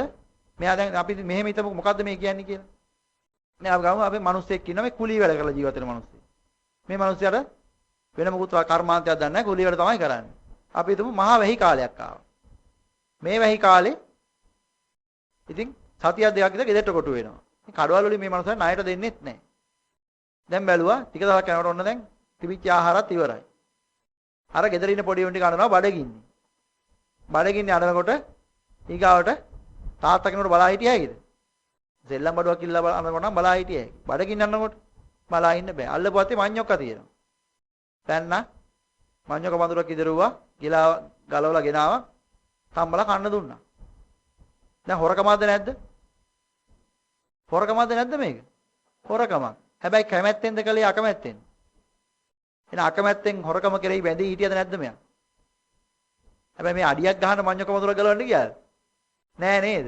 දැන් ලෝකේ ඉච්ඡයි සුඛයි අත්තයි කියන දෘෂ්ටියගේ බෙදිලා ගිහිල්ලා අනිච්චයි දුක්ඛයි අනාත්තයි කියන ක්‍රියාත්මක වීම තුළ ඉන්නවනම් අන්න එයාගේ හටගන්න සිත්වල අර ditthi විප්පයුත සම්පයුත්ත සිත් කියලා තියෙනවා. ඒවා ඉතින් ප්‍රබල ඒවා වෙන්නේ නැහැ. අන්න ඒකයි කිව්වේ අර කුක්කුරුමිත වැද්දාගේ කසාත වස්තුවේ අර සිටුදුව විස ඇල්ලුවා. හැබැයි අතේ තුවාල නැහැ. එයා ඒකත් එක්ක බැඳලා හිටියේ අකමැත්තෙන් බැඳී සිටියා. එතන බුදු පියාණන් වහන්සේ කියන අත්බව 500ක් තිස්සේ ඔය සිටුදුව ඔය මස් වැද්දාගේ බිරිඳ වෙලා ආවේ. ඒ ගතියට තමයි ඔය ඇදිලා ගියේ. හැබැයි විස ඇල්ලුවා තමයි අතේ මේ පාර තුවාල නැහැ කියලා කියන්නේ. කාරණේ තේරුණාද දැන්? හරි. එන්නේ අනිච්ච දුක්ඛ අනාත්ම කියන කාරණෙත් එක්ක තියෙන තව ගැටලු තියෙනවා. අපහැදිලි තැන් තියෙනවා. කයිසයි. දැන් මේ සාකච්ඡාවේ ඊගා සාකච්ඡාවේදී ඔයගලන්ට ප්‍රත්‍යවේක්ෂා ඥාන විස්තර කරයි. සක්කාය දිට්ඨි විචිකිච්ඡා සීලබ්බත පරාමාස කියන්නේ මොනවද? මේ අනිච්ච වශයෙන් දුක්ඛ වශයෙන් අනාත්ම වශයෙන් දැක්කාම ඒවා නැති වෙන්නේ කොහොමද? ඊගාවට ආර්ය අෂ්ටාංගික මාර්ගය ඇතුලේ යමෙක් මෙන්න මේ සම්මාදි අනිච්ච වශයෙන් දුක්ඛ වශයෙන් අනාත්ම වශයෙන් දැක්කනම් එයා ආර්ය අෂ්ටාංගික මාර්ගය ඇතුලේ ඉන්නවද නැද්ද කියන කාරණේ ඔය ඔක්කොම වෙනම විස්තර වෙයි. ඒ ටික මම හිතන්නේ මේ සාකච්ඡාවේ ඊගාට විස්තර වෙනවා. දැන් ආර්ය අෂ්ටාංගික මාර්ගය ඇතුලේ සම්මාදිට්ඨියටපත් වෙනවයි කියන එක අර ဒုတိ ය සාරිපුත්ත සූත්‍රය කියලා අපි සූත්‍රයක් වේ සෝවාන් අංග 4ක් තියෙන එකනේ. අන්නේ සූත්‍රයේ ඊගාවට ප්‍රශ්නයක් තියෙනවා. සාරිපුත්ත සෝවාන්යයි මේ කියනු ලැබේ සෝවාන් කවරේද කියලා අහනවා. දැන් සරියුත් හාමුදුරුවෝ කියනවා වහන්ස යමෙක් අරියට මගින් යුතු ඌයේ වේද සෝවාන්යයි කියනු ලැබේ කියලා. ඒ කියන්නේ ආර්ය අෂ්ටාංගික මාර්ගය ඇතුළේ ඉන්නවා නම් එයා සෝවාන්. පැහැදිලිද? ඊගාවට ආර්ය අෂ්ටාංගික මාර්ගයේ සම්මාදිට්ඨිය පූර්වාංගමයි කියලා කියනවා. ඒ කියන්නේ යම් කිසි කෙනෙක් සම්මාදිට්ඨියටපත් වුණොත් තමයි ආර්ය අෂ්ටාංගික මාර්ගයේ අනික් අංග ඇතුලේ ඉන්නේ. එහෙනම් යම් කිසි කෙනෙක් සම්මාදිට්ඨියේ ඉන්නවනම් අර කියපු ඵලයට ගිහිල්ලාද නැද්ද? ගිහිල්ලා. හැබැයි එකක් තියෙනවා. කෙනෙක් දන්නේ නැහැ වෙන්න පුළුවන්. ඒක වෙනම දෙයක්. අරියත් ඵලයටපත් වෙලා නොදැන හිටපයි ඉන්නවා. ස්වාමීනි මගේ ඇස තියෙනවා. මගේ බරණ බලාපොරොත්තු නැති වෙලා ගිහිල්ලා. ස්වාමීනි මට කන තියෙන බව තේරෙනවා. කනෙන් මට අහන්න තිබිච්ච බලාපොරොත්තු නැති වෙලා ගිහිල්ලා. කොහොම කියලා එක්තරා භික්ෂුන් වහන්සේ ළමක් ඇවිල්ලා අහනවා. මෙහෙණිය අහනවා ඇවිල්ලා අහනවා ස්වාමීනි මට මොකද්ද මේ තියෙන සමාධිය කියලා අහනවා. ඉතින් බුදු පියාණන් වහන්සේ උත්තරයක් දෙනවා මෙහෙණිය ඕකට තමයි කියන්නේ අරිහත් ඵල සමාධිය කියලා කියන්නේ. එහෙනම් මොකක් කියලා ඉඳලා තියෙන්නේ? මේ රහත් උනායි කියලා දැනගෙන හිටියේ නෑ. දැන් මේ පොත්පත් ඔය එකක්වත් ඒ කාලේ තිබුණාද? ඒව නෑ. වැඩේ සිද්ධ වුණා විතරයි. එහෙනම් මොකද්ද මේ සම්මාදිට්ඨිය කියන්නේ මොකද්ද? එහෙනම් සම්මාදිට්ඨිය කියන වචනේ තේරුම මොකද්ද එතකොට? සම්මාදිට්ඨිය කියලා කියන්නේ ඈ? ඔව් අපිට දැනට විස්තර වෙන්නේ යහපත් දැකීම, නිවැරදි දැකීම, හරි දැකීම කියලා නේද? හැබැයි සං කියන වචනේ තේරුම මොකක්ද? දැන් මෙහෙමයි මේක කියන්නේ හේතුවක් තියෙනවා. ඔයගලන්ට තාම මේක ඒ කොටස ආවේ නැහැ. මහා චත්තාරීස්ක සූත්‍රයේ මජ්ක්‍ධිම නිකායේ 4 තියෙනවා සංයුත්ත නිකාය 4. කොහමද සූත්‍රයේ තියෙනවා මහා චත්තාරීස්ක සූත්‍රයේ විස්තර කරනවා මානෙනි ආර්ය අෂ්ටාංගික මාර්ගයේ දෙආකාරයි. ඒක පෙන්න බොහොම පැහැදිලි වෙනවා ආර්ය අෂ්ටාංගික මාර්ගයේ සම්මාදිට්ඨිය. මිත්‍යා දෘෂ්ටිය ආර්ය අෂ්ටාංගික මාර්ගයේ දෙආකාරයි. ආර්ය අෂ්ටාංගික මාර්ගයේ සම්මාදිට්ඨිය පූර්වාංගමයි. පූර්වාංග වෙන සම්මාදිට්ඨියත් දෙආකාරයි කියලා විස්තර කරනවා.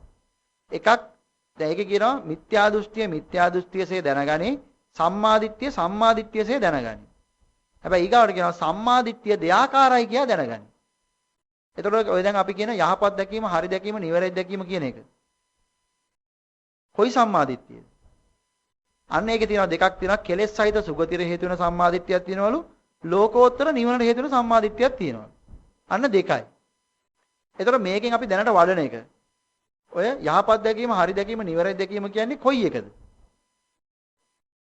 හරි. ඔය කතා ඔක්කොම පැත්තකින් තියලා ගත්තොත් එහෙම අපි ගත්ත නිගමනය මොකද්ද කියලා බලමු අපි. අපි ගත්ත නිගමනයයි තියෙන්නේ මොකද්ද කියන එකට අපිට හොයාගත්තා නම් හරි නේද? අපි ගත්ත නිගමනය තමයි මේ ලෝකේ කැමිස්සේ පවතිනවද? කතා කරලා කියනවා කැමිස්සේ පවතිනවද? නෑ. සැපද දුකද? දුකයි. සාරද අසාරද? හරි. මේ ලෝකේ කැමිස්සේ නැත්තම් දුක නම් අසාර නම් සිටිය යුතුද මිදිය යුතුද? ඔන්න ඔය මිදිය යුතුයි කියන නිගමනයට යමෙක් තමන්ගේ අවබෝධය තුලින් ආවනම් මට කියන්න බෑ අවබෝධයෙන් ආවද නැද්ද කියන එක. හරිද? යමෙක් අවබෝධයෙන් ආවනම් සං කියන්නේ එකතුව කියන එක අපි කිව්වා නේද? එහෙනම් මේ සං කියන්නේ අවිද්‍යාව තෘෂ්ණාව දෙක එකතුව. අවිද්‍යාව තෘෂ්ණාව තමයි ලෝකෙ හැදලා තියෙන්නේ. එහෙනම් සං කියන්නේ මේ ලෝකෙට කියන නම. මා කියන වචනේ භාවිතා කරන්නේ මොකටද? මා හෝතු ජාති ජාති. මා මේ බාල සමාගම. බාලයන්ගේ ඇසුරෙන් මිදේවා. මා කියන්නේ මිදෙනවට. එහෙනම් සං කියන්නේ ලෝකයට. සං නැමැති ලෝකයෙන් මා කියන්නේ මිදෙනවට. දෘෂ්ටිය කියන්නේ දැකීම. ලෝකේ මිදිය යුතුයි කියන දෘෂ්ටියට කියනවා සම්මා දිට්ඨි කියලා. ඔන්න සම්මා දිට්ඨිය ඇතුළේ ඉන්නවද නැද්ද අපි? ඒක කෙලෙස් සහිත සුගතිය හේතු වෙන එකද ලෝකෝත්තර නිවනට හේතු වෙන එකද? යමෙක් මේකට ආවේ කොහොමද? අනිච්ච වශයෙන්, දුක්ඛ වශයෙන්, අනාත්ම වශයෙන් දැකලා කැමතිසේ නැහැ දුකයි අසාරයි මේකෙන් මිදිය යුතුයි කියන නිගමනයට ආවට පස්සේ යා සම්මා දිට්ඨිය ඇතුළේ පූර්වාංග සම්මා දිට්ඨිය ඇතුළේ ඉන්නවද නැද්ද? එහෙනම් යා ආරෂ්ඨාංගික මාර්ගය ඇතුළේ ඉන්නවද නැද්ද? එහෙනම් සම්මා සතිය කියන්නේ මොකද්ද? ආයි කිව්වා නිවැරදි 100 කියලා. හොඳ 100 කියලා කිව්වා. දැන් මේ සම්මා සතිය කියන්නේ හොඳ 100ද එතකොට? සම්මා සතිය කියන්නේ හොඳ 100 නම් අර ඊයේ පෙරේ දාපු චීන සර්කස් කට්ටියලත් හොඳ 100 වැඩිලා තියෙනෝනේ රහතන් වහන්සේලාත් වැඩි. එයි මීටර් 100ක් උඩ විතර කම්බියක් බැඳලා ඒක දිගේ බයිසිකලෙක උප්පදිනවා. දැන් හොඳ 100ෙන්ද කරන්නේ අවශ්‍ය 100ෙන්ද? හොඳ 100ෙන් නේද? ආපහු චිත්ත නියමයක් තියෙනවා. සම්මා සතිය යෙදෙන්නේ කුසල් සිතක විතරයි කියලා. දැන් කුසල් කියන එක අපි දන්නවනේ. නේද? කුසල් කියන්නේ අවිද්‍යාව තෘෂ්ණා දෙකේ පහ කිරීමක් ඇද්ද කුසල්යයි කියනු ලැබේ. එහෙනම් අවිද්‍යාව තෘෂ්ණා පහ කරනවා කියලා කියන්නේ මොකද්ද? මේ අනිච්ච දුක්ඛ අනාත්ම දැනගත්තු එක්කනේ නේද අවිද්‍යාව තෘෂ්ණා පහ කරන්නේ. එහෙනම් එයා තමයි කුසල් සිතක යෙදෙන්නේ. ඒක සම්මා සතිය යෙදෙන්නේ කුසල් සිත ගන්න. දැන් අපි මෙහෙම එක සම්මා සතිය කියන්නේ හොඳ සිහිය කියලා ගත්තොත් එහෙම. මිනිස්සෙක් ඌරෙකුට තුවක්කුවක් බඳිනවා. ඌරෙකුට තුවක්කුව බඳින්නේ කොහොමද? හොඳ සිහියෙන්ද අවසිහියෙන්ද? අවසිහියෙන් බැලුවොත් මොකද වෙන්නේ? තමන්ටපත් වෙනවා. සම්මා සතිය කුසල් සිත මේ කුසල් සිතද අකුසල් සිතද? සම්මා සතිය අකුසල් සිතක යෙදෙනවද? එහෙනම් හොඳ සිහිය කියන්නේ සම්මා සතිය කිව්වොත් හරියද? ඒකයි කිව්වේ හැම එකම දෙකක් තියෙනවායි කියලා. අපි තෝරගන්න ඕනේ ওই දෙක. එහෙනම් සම්මා සතිය කියන්නේ මොකද්ද? මේ සංඛ්‍යාන එකතුව. මා කියන්නේ මිදෙනවා. එකතුකේ ලෝකේ. මේ දැන් අපි දැන් මේ ලෝකේ කැමතිසේ නැත්තම් දුක නම් අසාර නම්. මොකද්ද ගත්ත නිගමනේ? ලෝකෙ මිදිය යුතුයි. එහෙනම් ලෝකේ මිදිය යුතුයි කියන සතියෙන්, හෙවත් සිහියෙන් හැම මොහොතකම එයා ක්‍රියාත්මක වෙනවා නම් එයා මොකේද ඉන්නේ? සම්මා සතියේ ඉන්නවා. මේ ලෝකෙ මිදිය යුතුයි කියන සිහියෙන් ඉඳලා කායानुපස්සනා, චිත්තානුපස්සනා, ධම්මානුපස්සනා කියන ඔය සතර සතිපට්ඨාන කියන එක වඩන්න වැඩෙනවද නැද්ද යාට? සම්මා සතියෙන් ඉන්න හැම මොහොතකම මේ සතර සතිපට්ඨාන වැඩෙනවද නැද්ද? වැඩෙනවනේ. හැබැයි ඉතින් ඔය උස්සනවා කියලා උස්සන එකයි කනවා කියලා කන සිහියෙන් කන එක ඒක නෙමෙයි මේ කියන්නේ. එහෙම ක්‍රමයකුත් ලෝකේ තියෙනවා. හැබැයි නැගිටිනවා කියලා නැගිටිනවා ඉතින්. දැන් මේකේ බලන්න කියන්නේ ඒක නෙමෙයි. නැගිටින්නේ මොකටද? රාග සහිත, දේග සහිත, මෝහ සහිත හේතුවකටද? එහෙමනම් මම නැගිටින්නේ නැහැ. අර නැගිටින්න හේතුවයි බලන්නේ. අත ඉස්සුවේ මොකටද ගහන්නද? ආයෙනම් මම උස්සනවා කියලා නෙමෙයි මේ කියන්නේ. ඉස්සුවේ මොකටද කියලා බලන්න කියලා කියනවා. පැහැදිලිනේ? එහෙනම් අන්න එයා සම්මා සතියේ ඉන්න. ලෝකෙ මිදිය යුතුයි කියලා සතියේ ඉන්නවා නම් එහෙනම් එයා දකිනවා මේවා ඔක්කොම ලෝකේවද නැද්ද? රාගය, දේශය කියන්නේ කොහේවද? මේ ලෝකේ තියෙන අපිම හදාගන්න දේවල්. මේකෙන් මම මිදිය යුතුද නැද්ද? මිදිය යුතුයි. මොකද හේතුව මම ලෝකෙන් මිදිය යුතුයි. එහෙනම් ලෝකෙන් මිදිය යුතුයි කියලා සිහියේ ඉන්න එක්කෙනා මේ එතනින් එහා තියෙන ඒවා එකක්වත් ක්‍රියාත්මක කරනවද? නෑ. ලෝකේ දේවල් වලට ඇලෙන්න බැලෙන්න යනවද? එහෙනම් එයා එකයි දන්නේ අත්හැරීම නොයල්ම මිදීම කියලා යමක් තියෙනවා නම් ඒක නිවන. අන්න ඒක මට අවශ්‍යයි. එහෙනම් එයාගේ සම්මා සතිය හේවත් ලෝකෙන් මිදිය යුතුයි කියන සතිය හැම මොහොතකම පිහිටනවා. එහෙනම් මොකද්ද මේ අනිච්චානුපස්සී විහාරීය කියලා කියන්නේ? සෝවාන් අංග හතරේ අවසාන එක. අනිච්චයි කියලා හිතලා වාසය කරනවා කියන්නේ මොකද්ද? සම්මා සතිය කියන එක තේරෙනවද? පැහැදිලි නේද? එහෙනම් ආරෂ්ඨායික මාර්ගය ඇතුලේ අනිච්ච දුක්ඛ අනාත්ම නැද්ද?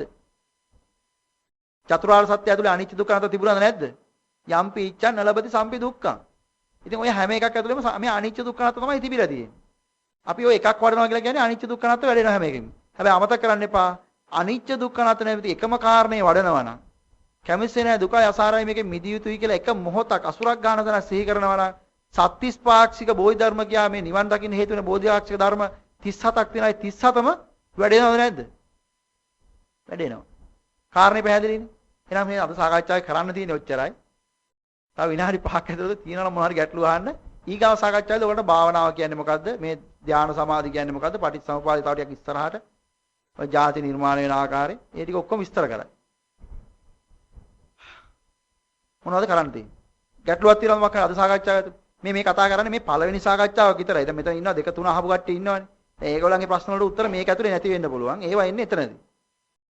මේ කතා කරේ මේ අනිච්ච දුක් අතර මේ සාකච්ඡාවෙන් බලාපොරොත්තු වෙන්නේ මේ අනිච්ච දුක් අනාත්ම කියන මූල ධර්ම විස්තර කිරීම පමණමයි. හැබැයි මේක ඇතුලේ අර භාවනාව සහ ඔය සියල්ල තියෙනවා කියන එක පොඩක් ඔයගලන්ට ගැලපෙන්න ඕන නිසා කිව්වා යරෙන්න. ඊගාව ටික මේ කරන වැඩපසන පිළිවිලත් එක්ක ඒක වෙන වෙන අය ඇවිල්ලා කරයි. මේ සාකච්ඡාව වෙනදලා කරන වීරසිංහ මහත්තයා. ඉතින් අද වීරසිංහ මහත්තයාලා ගෙදර පොඩි කරදරයක් තියෙන නිසා අද මම ආවේ. මොකක් හරි ගැටලුවක් තියෙනවා නම් කියන්න. මොකද මේ අලුත් කට්ටියට කියන්නේ විශේෂයෙන් මේ කියන කාරණා ඔක්කක්වත් මේ සම්බන්ධයෙන් එළියට ගිහිල්ලා විවේචනය කරන්න එපා. මොකද හේතුවක් තියෙනවා මේ කාරණා වලට මේ පැහැදිලි උත්තර එළියෙන් ගන්න බෑ. ඉන්න පුළුවන් ඉතින්. දහම් දනබැත්තෝ ඉන්න පුළුවන්. හැබැයි එකක් තියෙනවා මේ බුදුදහම ඇතුලේ මෙන්න මෙහෙම දෙකක් තියෙනවා කියන කාරණේ දන්නේ නැති කෙනෙක්ගෙන් මේ උත්තර ගන්නත් බෑ. ඊගාව කාරණේ තමයි මම මෙහෙම දෙයක් දැනගත්තායි කියලා මේ කරපු සාකච්ඡාව අරමුණු කරගෙන එළියේ ඉන්න කෙනෙක් එක්ක ඒ කෙනෙක් හීනමානයට මේ එයාව පහතර ඉදලා දාන්න ක්‍රියාත්මක වෙන්න එපා. ඒක නෙමෙයි මේ සාකච්ඡාවේ තියෙන කම බලාපොරොත්තුව. මම මෙහෙම දෙයක් දැනගත්තා මං ඉතින් මේ දැන් දන්නවනේ. උඹලා මොකද්ද ඔය වඩන්නේ? ඔය සම්මාදිට්ඨිය නෙමෙයි සම්මාදිට්ඨිය. මේ එහෙම කියන්න යන්න එපා. එහෙම කියන බලාපොරොත්තුවක නෙමෙයි මේ සාකච්ඡාව කරන්නේ. මේ කවුරු හරි කෙනෙක් ඉන්නවා නම් එයාට මේක පැත්තකට අරන් එයාට අවශ්‍ය නම් මේක උඹට කියලා දෙන්නම් මම. මෙන්න මෙහෙම එකක් තියෙනවා. හිතලා බලන්න. හැබැයි මේක අපි දැනුම මේක මාන්නයකට අරන් හිටන් මේක ක්‍රියාත්මක කරනවා නම් මේ සාකච්ඡා කරපුව අපිට බොහොම අගෞරවයක්. ඒක නොකළ යුතු දෙයක් ඉතින්. එහෙනම් මේ සාකච්ඡාවෙන් බලාපොරොත්තු වෙන්නේ එකම දෙයයි මේ නිවන් දකින්න ක්‍රියාත්මක වෙන දැන් මේ බාන අද මේ පිරිස මෙතන දැන් කෑනක් ඇවිල්ලා හිටියා. මොකක් හරි ඌමනාවක් තියෙන නිසානේ. ඒ පිරිසට අවශ්‍ය මාර්ගය මොකද නිවැරදි එක මොකද්ද කියන අපි යම් කිසි දැනකදී මොකක් හරි කාරණයක් නිසා මේක දැක්කා. ඒ දැකපු දේ මෙන්න මෙහෙම තියෙනවා කියලා ත්‍රිපිටකයට අනුව මේක කාරණයක් මගේ ඒවා නෙමෙයි. ත්‍රිපිටකය ඇතුලේ තියෙන ඒවා. මේ ආරෂ්ඨාංගික මාර්ගයේ දෙආකාරයි කියන එක බොහොම පැහැදිලිව මේ මහා චත්තාරික සූත්‍රයේ විස්තර කරලා තියෙනවා. ඒ කියන එකක් කෙලෙස් සහිතයි සුගතිය හේතු වෙනවලු. එකක් ලෝකෝත්තරයි නිවනට හේතු වෙනවලු. ඔය සම්මාදිට්ඨිය කියලා කිව්වම ඔය කියන ලෝකේ හරි දේවල් යහපත් දේවල් කර කර ඉන්න එක තමයි කෙලෙස් සහිත සුගතිය හේතු වෙන සම්මාදිට්ඨිය. සුගතිය කියන්නේ දිව්‍ය ලෝකේ. දිව්‍ය ලෝකේ යන්න පුළුවන්. දෙවියන්ගේ අවිද්‍යාව තියෙනවද නැද්ද? තියෙනවා. ලෝකෙන් ඈතරද? නැහැ. හැබැයි ලෝකෝත්තර නිවනට හේතු වෙන සම්මාදිට්ඨිය තමයි මොකද්ද? ලෝකෙන් මිදිය යුතුයි කියන නිගමනයේ ඉඳලා ක්‍රියාත්මක වීම. දෘෂ්ටියටපත් වුණා සංකල්පනා එකකට මෙහෙව්වා සම්මා සංකප්ප සම්මා වාචා වචනයක් තියෙනවා නම් ඒකට මේ ලෝකෙ මිදිය යුතුයි කියන තැන වර්ණනා කළා. එන සම්මා වාචා සම්මා කම්මන්ත සම්මා ආජීව එයාගේ ආජීව ඒක බවටපත් වුණා. වායාම කම්මන්ත සම්මා වායාම කම්මන්ත සම්මා සති ඒ සතියටපත් වුණා සම්මා සමාධිය පහළ වුණා. ඔච්චරයි තියෙන්නේ. පැහැදිලිනේ? එහෙනම් ගැටලුවක් නැත්නම් සාකච්ඡාව ඉවර කරමු. දැන් මෙන්න මේ සාකච්ඡාව අද මේ ලැහැත්ති කරලා දීපු අයට ඇත්තටම ඉතින් මේ මොකක් හරි උත්සාහයක් වීරියක් ගත්තා නම් යම් කිසි කෙනෙක් මේ වෙනුවෙන් දැන් මේ කාරණේ දැන් ඔයාලට තේරෙන්න ඕනේ මේ ලෝකේ ඉච්ඡයි සුඛයි අත්තයි කියන කාරණේ නිසා අපි මේ අනන්ත සංසාරයක් ආවනේ. ඒ අනන්ත සංසාර ගමන අපිට අරන් එන්න මේ හේතු උනේ ඇත්තට මෙන්න මේ කාරණේ නොදන්නකම. මේ දහම් බීජයේ මනස ඇතුළට ගියා නම් මේක මෙතනින් එහාට හැබැයි කාරණයක් තියෙනවා. අනිච්චානුපස්සී විහාරී කියලා එකක් කියලා තියෙනවානේ. අනිච්චයි කියලා හිතලා වාසය කරන්න පටන් ගත්තා නම් එයාගේ අර හදපු අයිස්බෝල් ආපහු කරගෙන පටන් ගන්නවා. එහෙනම් එයා ලෝකෙන් අත්හැරලා නොල මිදිලා මෙන්න ලෝකෙන් මිදෙනවා කියලා කියන්නේ මේ බෞද්ධ මේ මොකද්ද? දුකෙන් මිදෙනවා කියන කාරණේම. යම් කිසි දුකක් හට ගන්න තැනක් තියෙනවා මේ කාරණේ යොදලා බලන්න. බොහොම පැහැදිලිව තේරෙයි Tamanට මොකද්ද? නිමිනවා කියලා. අර නිමින ගතිය තේරෙන්නේ මේකත් එක්ක ප්‍රායෝගික වෙන තරමට. එහෙනම් මෙන්න මේ කාරණේ වෙනුවෙන් යම් කිසි කෙනෙක් අපිට උදව්වක් කළා නම් මෙන්න මේ වගේ පහසුකමක් හදලා දුන්නා නම් ඒ අයට පින් අනුමෝදන් කිරීම අපි අනිවාර්යයෙන්ම කළ යුතු දෙයක්. පැහැදිලිනේ? මේ අද අපි ජනිත කරගත්තා යම් කිසි කුසල ශක්තියක් නැත්නම් මේ කුසල ශක්තියේ බලයෙන් සෝවාන් සකුද්දාගාමි අනාගාමි මහරහත් කියන මාර්ගඵලවලටපත් වෙන්න තියෙන හේතු වාසනා ලැබේවා කියලා ප්‍රාර්ථනා කරන්න.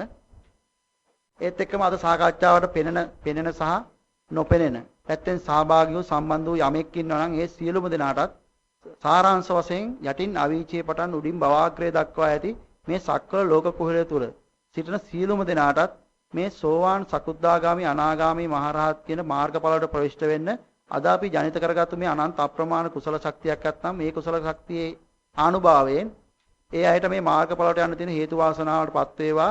ඒත් එකම අනන්ත සංසාරේ අපි විසින් යම්කිසි අවඩක් අසාධාරණයක් සිදු කෙනෙක් ඇත්නම් ඒ සියලු දෙනා මේ ජනිත කරගත්තා වූ අනන්ත අප්‍රමාණ පිනෙන් අපි විසින් සිද්ධ කළා වූ යම් අවඩක අසාධාරණක සීමා සහිත කොටස අනන්ත අප්‍රමාණ පිනකින් ගෙවි යනවා කියන ධර්මතාවයට අනුව ඒ සියල්ල ගෙවි ආවා. අපටත් මේ සියලුම දෙනාටත් සෝවාන් සකුද්දාගාමි අනාගාමි මහරහත් කියන මාර්ගවලටපත් වෙලා සංසාර ගමනෙන් ඈතර වෙන්න මේ කරපු අද පුණ්‍ය කර්මයේ හේතු වාසනාව වේවා කියලා සාදුකාරය.